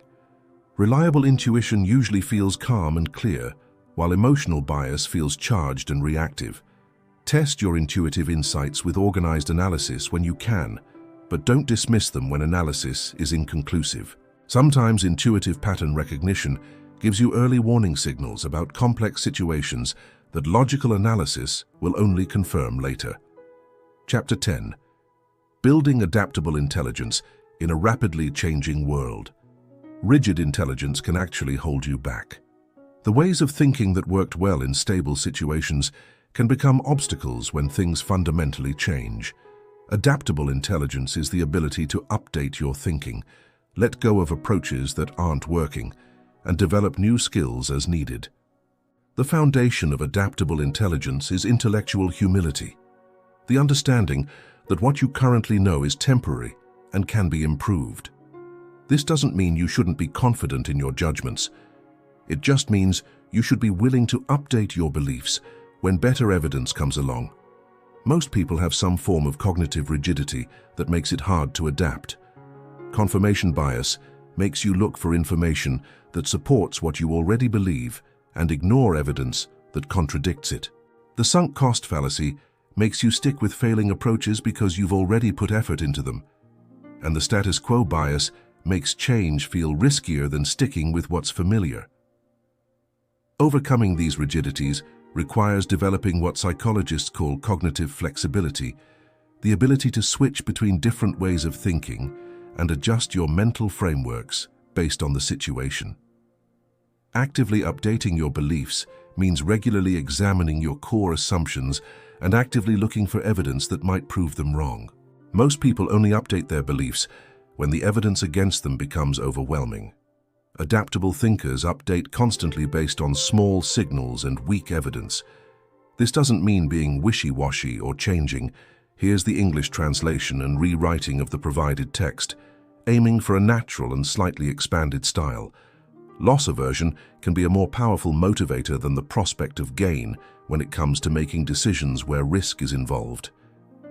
People tend to be more driven by the fear of losing something they already possess than by the allure of acquiring something new. Therefore, when you're introducing change initiatives, it's often more effective to emphasize what individuals risk losing by remaining stagnant rather than solely focusing on the potential benefits they might gain from embracing the change. The concept of anchoring reveals how initial reference points can significantly sway subsequent judgments. The first number someone hears during a negotiation, the initial option they consider, or the first interpretation they encounter, these all act as anchors that can bias their later thinking. Strategic anchoring involves carefully managing the reference points you establish early on in a conversation or interaction. In a negotiation, this might entail making the first offer to establish a favorable anchor. In presentations, it could mean setting ambitious goals early in the process to make more modest requests seem reasonable by comparison. Authority and expertise hold sway in professional settings because people tend to defer to those they perceive as experts, especially when they lack confidence in their own judgment. However, authority isn't solely about formal credentials or titles. It's about demonstrating competence and trustworthiness in specific situations. Building strategic authority requires establishing credibility through demonstrated expertise, not just claimed expertise. This involves sharing insights that others find valuable, making accurate predictions, and acknowledging the limits of your knowledge in areas outside of your core expertise. The most compelling authority combines competence with genuine humility. People tend to trust experts who are confident in what they know, but also honest about what they don't. This honesty actually enhances persuasive power because it signals trustworthiness and integrity. Scarcity and urgency can indeed motivate action, but they need to be genuine to be effective over the long haul. Artificial scarcity or fake urgency often backfires when people realize they're being manipulated. Real scarcity, however, can be a powerful tool for helping people overcome procrastination and analysis paralysis. Strategic scarcity focuses on highlighting unique value propositions that genuinely cannot be obtained elsewhere, rather than relying on artificial time constraints. Instead of manufacturing false urgency, help people understand the real opportunity costs of delay and the genuine risks associated with inaction. Chapter 12. Systems thinking and leverage points. Most people tend to address problems by focusing on surface-level events and symptoms, while overlooking the underlying systems that actually generate those problems. Systems thinking involves developing a deeper understanding of the structures, relationships, and feedback loops that create the patterns we observe in complex situations. The core insight of systems thinking is that behavior is fundamentally driven by structure. When you consistently observe recurring problems or persistent patterns, the root cause typically lies in the design of the system itself, rather than in the actions of individual participants within that system. Attempting to change individual behavior without addressing the underlying system typically leads to only temporary improvements that eventually revert to the previous patterns. Systems are characterized by several key properties. They are composed of elements interconnected through relationships and organized around a specific purpose. The relationships between the elements are often more important than the elements themselves. Systems also exhibit emergent properties, which arise from the interactions between components, rather than from any single component acting in isolation. Understanding feedback loops is crucial to systems thinking. Reinforcing feedback loops amplify changes, leading to exponential growth or decline. For example, when success leads to more resources, which in turn leads to even more success, that's a reinforcing loop. Conversely, when problems create stress, which leads to poor decisions, which then creates even more problems, that's also a reinforcing loop, but in a destructive direction. Balancing feedback loops, on the other hand, create stability by counteracting changes. For instance, when market prices rise, demand typically decreases, which then causes prices to fall back down. Similarly, when you feel cold, you shiver to generate heat, which warms you up and reduces the shivering. These balancing loops prevent systems from either growing indefinitely or collapsing completely. Most complex systems contain a multitude of feedback loops operating simultaneously. Understanding which loops are dominant under different conditions allows you to predict how the system will behave and to identify where interventions might be most effective. Leverage points are specific locations within a system where small changes can produce substantial impacts. Systems theorist Donella Meadows identified a hierarchy of leverage points ranging from the least effective to the most effective ways to intervene in systems. The lowest leverage interventions involve simply changing numbers within a system. Adjusting budgets, targets, or performance metrics can influence behavior, but they don't alter the underlying structure that generates those behavior patterns. These interventions often fail because the system's inherent structure eventually overwhelms attempts to change it through numerical adjustments alone. A higher level of leverage comes from changing the elements within a system. Replacing key personnel, introducing new technology, or modifying organizational components can all shift how a system behaves. These interventions are more effective than simply changing numbers, but they still operate within existing structural constraints.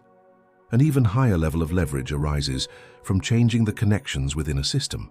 Modifying information flows, decision-making authorities, or reporting relationships can dramatically alter how the system behaves.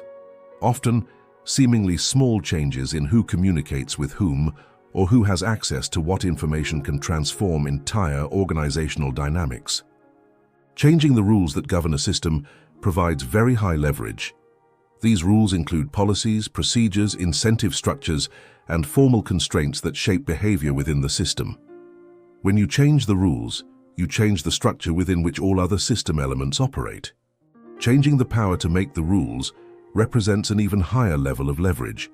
This involves shifting who has the authority to establish policies, procedures, and structural elements. Constitutional changes, governance reforms, and power redistributions often have profound long-term impacts because they change the way all subsequent rules are made.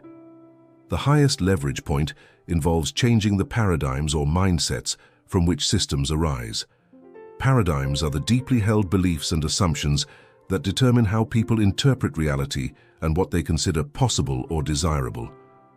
When paradigms shift, entire systems restructure themselves around new organizing principles. Paradigm shifts are difficult to achieve because paradigms are largely unconscious and are reinforced by existing systems. People operating within a paradigm often can't easily see their own paradigm because it shapes what they consider normal and reasonable. However, paradigm shifts also offer the greatest potential for transformation because they change everything downstream. When scientific paradigms shift, entire research programs redirect.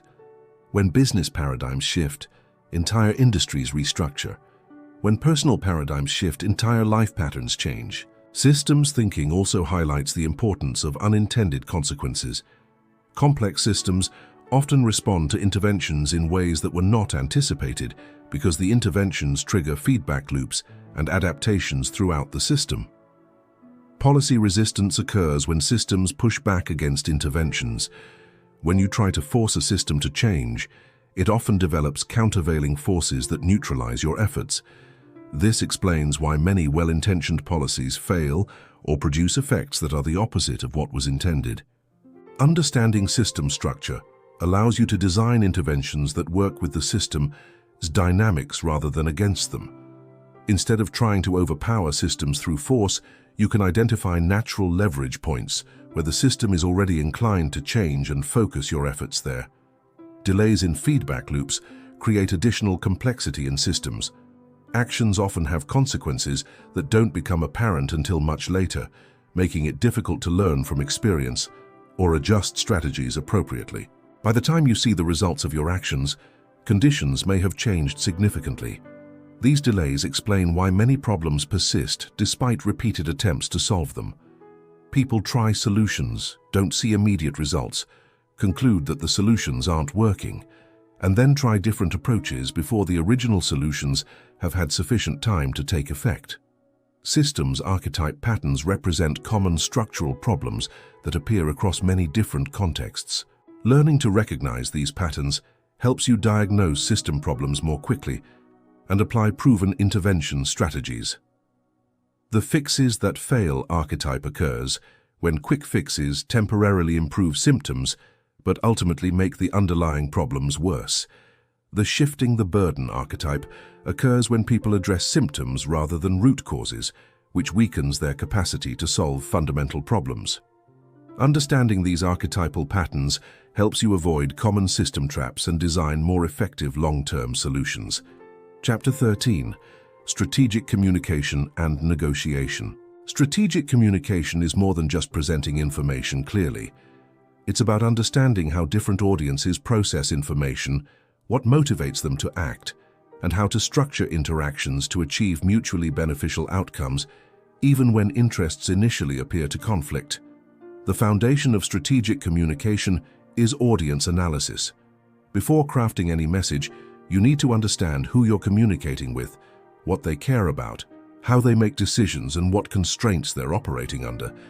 The same information presented to different audiences requires completely different approaches. Effective audience analysis goes beyond demographics to understand psychographics, decision-making processes, and situational contexts. What are their current beliefs and assumptions? What sources of information do they trust? What would motivate them to change their current approach? What barriers might prevent them from acting, even if they are convinced? Understanding decision-making authority is also crucial. Often, the person you're communicating with isn't the ultimate decision-maker, but they influence that decision-maker. Understanding this chain of influence helps you tailor your message to be effectively transmitted through multiple levels. Message structure significantly impacts comprehension and persuasion. The primacy effect means that information presented first has a disproportionate influence on overall impressions. The recency effect means that information presented last is most easily remembered. Understanding these effects helps you structure communications for maximum impact. For complex messages, use the pyramid principle. Start with your conclusions, then provide supporting arguments, and then offer detailed evidence. This structure helps busy audiences understand your main points, even if they don't have the time to process all of the details. For persuasive messages, consider the problem agitation solution structure. First, establish that a problem exists. Then help the audience feel the costs of not solving it. Finally, present your solution as the most effective way to address the problem. Strategic storytelling leverages the human brain's natural tendency to think in narrative terms. Stories are more memorable than abstract arguments and create an emotional engagement that pure logic simply can't achieve. However, strategic stories aren't just entertainment. They're vehicles for conveying complex ideas in compelling ways. Effective strategic stories often follow the hero's journey structure. A protagonist faces a challenge, struggles with obstacles, and ultimately succeeds through specific actions or insights. Your audience should be able to see themselves as the hero of the story, with your recommendations providing the insights they need to overcome their own challenges. Use concrete details and specific examples rather than abstract generalizations. The human brain processes concrete information more easily than abstract concepts. When you're explaining complex strategies, ground them in specific scenarios that your audience can easily visualize. Negotiation represents communication under conditions of apparent conflict, where the goal is to find solutions that serve everyone's essential interests. The key insight is that most negotiations aren't truly zero-sum games, where one person's gain necessarily requires another person's loss. Principled negotiation focuses on interests rather than positions. Positions are what people say they want. Interests are why they want it. Often, different positions can serve the same underlying interests, and understanding those interests reveals creative solutions that weren't apparent when focusing only on the stated positions. Preparation is crucial for strategic negotiation. Before any important negotiation, Research the other party's likely interests, constraints, and alternatives. Understand your own best alternative to a negotiated agreement, BATNA, because this determines your bargaining power. Develop multiple options that could serve both parties' interests rather than just advocating for your preferred outcome. The more options you can generate, the more likely you are to find solutions that work for everyone. Separate people from problems by addressing relationship issues explicitly rather than letting them complicate substantive discussions. When people feel attacked or disrespected, they become focused on defending themselves rather than solving problems collaboratively. Use objective criteria to evaluate different options rather than relying purely on subjective preferences. When both parties can agree on fair standards for evaluation, negotiations become problem-solving exercises rather than contests of will. Active listening is perhaps the most important negotiation skill. Most people listen just enough to formulate their rebuttal rather than truly understanding the other person's perspective. Strategic listeners ask questions to understand underlying concerns and repeat back what they've heard to confirm their understanding. This approach often reveals that apparent conflicts are based on misunderstandings, or that different parties are actually concerned about different aspects of the same situation and can, therefore, find solutions that address everyone's primary concerns. Difficult conversations require special communication strategies because emotions run high and people's natural tendency is to avoid or mishandle them. The key is structuring these conversations to address both substantive issues and relationship dynamics simultaneously. Start difficult conversations by establishing a shared purpose and mutual respect before diving into areas of disagreement. Remind everyone involved what you're trying to accomplish together and affirm your respect for each other, even when you disagree about specific issues. Use I statements to express your perspective without attacking the other person's character or motives. Instead of saying, "You always interrupt me," say, "I feel frustrated when I'm interrupted because I lose my train of thought." Focus on specific behaviors and their impact rather than making generalizations about the other person's character or intentions. This makes it easier for people to hear feedback and make changes without feeling personally attacked. Multi-stakeholder communication involves coordinating messages across multiple audiences who may have different interests and concerns. The challenge is maintaining consistency while adapting your approach to each audience's specific needs and perspectives. Develop a core message architecture that remains consistent across audiences while allowing for tactical adaptations in emphasis, examples, and supporting arguments. This ensures that different stakeholders hear consistent information while receiving it in ways that resonate with their specific concerns. Chapter 14. Long-term vision and strategic planning. Strategic planning isn't about trying to predict the future, it's about developing robust approaches that will work across multiple possible futures while positioning yourself to adapt as conditions change. The most effective strategic thinkers combine an ambitious long-term vision with flexible short-term tactics. Vision development begins with understanding your core values and fundamental motivations. What do you care about deeply enough that you would pursue it, even if it were difficult or took a long time to achieve? What kind of impact do you want to have on the world? What legacy do you want to leave? These aren't just philosophical questions, they are practical foundations for strategic thinking. When you are clear about your fundamental values and long-term aspirations, you can make consistent decisions, even when facing novel situations or unexpected opportunities. Effective visions are specific enough to provide direction, but flexible enough to accommodate different paths for achievement. Instead of committing to particular tactics or specific timelines, focus on the outcomes you want to create and the principles that will guide your approach. Scenario planning helps bridge the gap between long-term vision and practical action by considering multiple ways the future might unfold. Instead of trying to predict one specific future, identify several plausible scenarios and develop strategies that would work across all of them.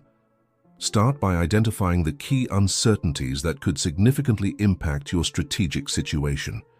These might involve technological developments, economic trends, regulatory changes, competitive dynamics, or social shifts. For each uncertainty, Consider how it might evolve in ways that would help or hinder your strategic objectives. Develop 3 to 5 distinct scenarios that combine these uncertainties in different ways. One scenario might involve rapid technological change with economic growth. Another might involve slow technological change with economic stagnation. And another might involve regulatory shifts that change the competitive landscape. For each scenario, identify what strategies would work best and what early warning signals would suggest that a particular scenario is becoming more likely. Scenario planning doesn't predict the future, but it prepares you to recognize changes early and adapt your approach accordingly.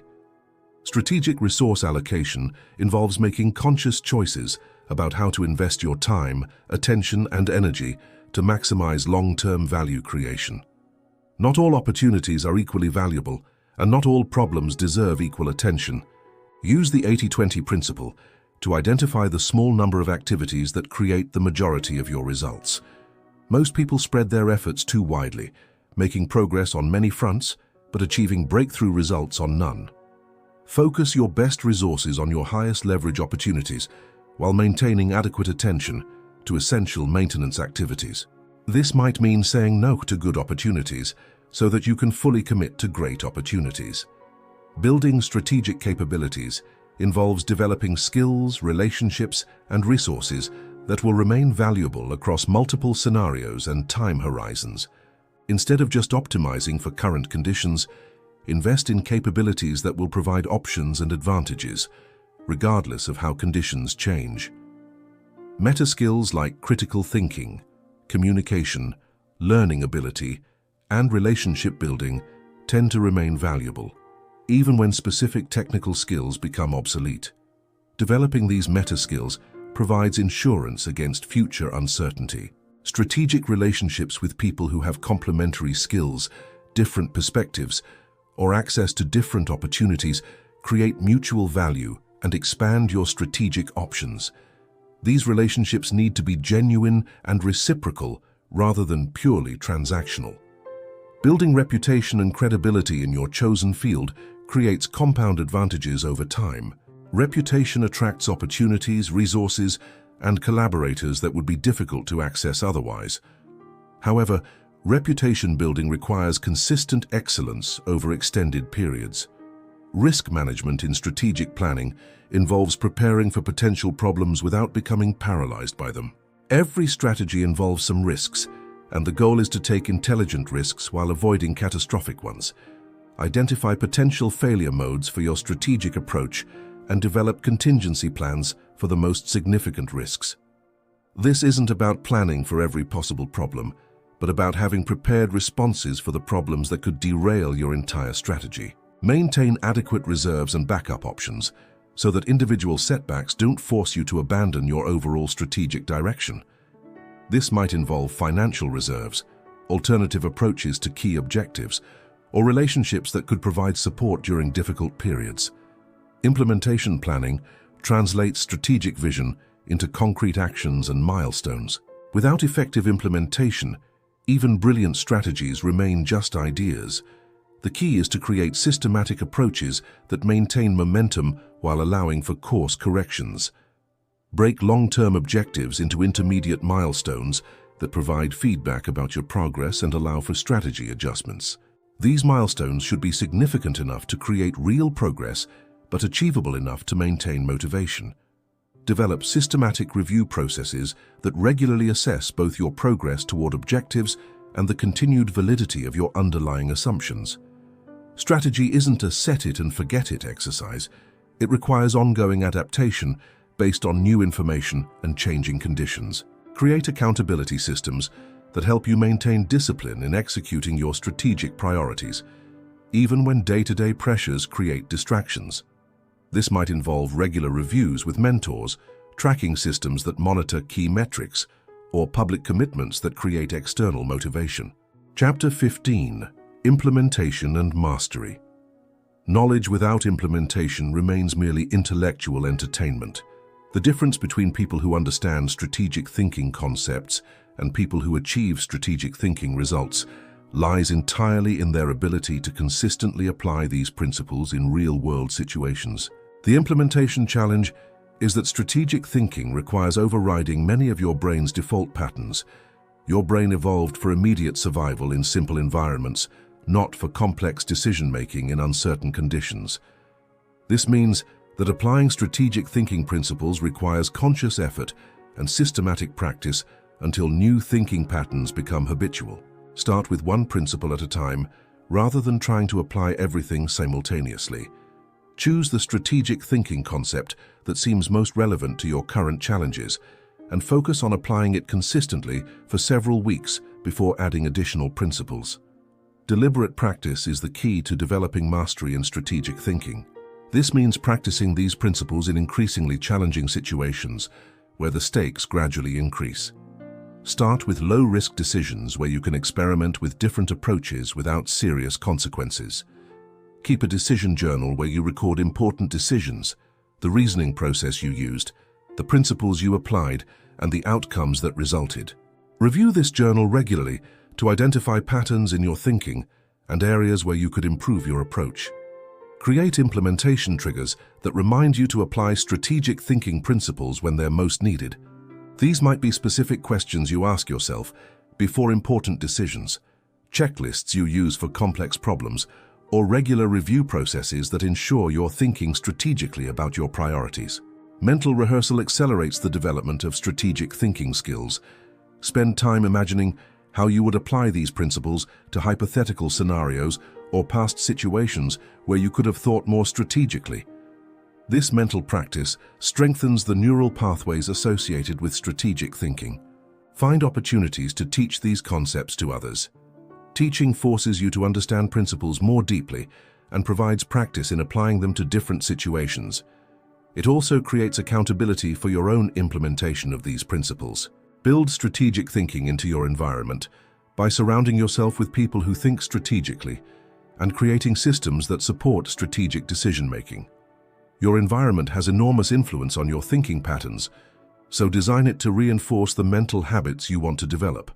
Measure progress by tracking the quality of your thinking process rather than just the outcomes of your decisions. Good strategic thinking improves your probability of good outcomes, but it doesn't guarantee them. Focus on whether you're consistently applying sound principles rather than whether every decision works out perfectly. Common implementation obstacles include perfectionism, which causes people to overanalyze decisions instead of taking action; emotional reactivity, which overrides strategic thinking when stress levels rise; and social pressure, which causes people to abandon strategic approaches when others pressure them to act differently. Overcome perfectionism by setting good enough standards for different types of decisions and committing to act once you reach those standards. Most decisions are reversible and can be improved through iteration rather than requiring perfect initial analysis. Manage emotional reactivity by recognizing your emotional triggers and having predetermined responses that help you restore strategic thinking when emotions run high. This might involve taking breaks before important decisions, consulting with trusted advisors, or using breathing techniques to reduce emotional arousal. Handle social pressure by being selective about whose opinions you consider when making strategic decisions. Not everyone in your life thinks strategically, and well-meaning advice from people who don't understand strategic thinking can undermine your decision-making quality. The ultimate goal isn't to become someone who thinks strategically sometimes, but to become someone for whom strategic thinking is the natural default approach to important challenges. This transformation happens gradually through consistent practice and application. Strategic thinking mastery is evidenced by several characteristics. You naturally consider multiple time horizons when making decisions. You automatically look for underlying patterns and systems rather than just reacting to surface events. You consistently seek information that might contradict your initial impressions. You approach problems by breaking them down systematically, rather than jumping to solutions. You maintain appropriate confidence that's calibrated to the actual uncertainty in different situations. You influence others through understanding their perspectives, rather than just asserting your own. You adapt your strategies when conditions change, rather than stubbornly persisting with approaches that are no longer working. Most importantly, you take responsibility for the quality of your thinking rather than blaming circumstances when things don't work out as planned. You view every challenge as an opportunity to refine your strategic thinking abilities, and every setback as feedback that can improve your future decision-making. The journey towards strategic thinking mastery is ongoing. The world continues to become more complex and fast-changing, which means that the ability to think strategically becomes increasingly valuable over time. The principles you've learned today will serve you throughout your life, but they will also evolve and deepen as you apply them to new challenges and situations. Your brain now has the tools to outsmart virtually any situation you encounter. The question is whether you will use them consistently enough to make strategic thinking your natural way of approaching the world. The choice, as always, is yours.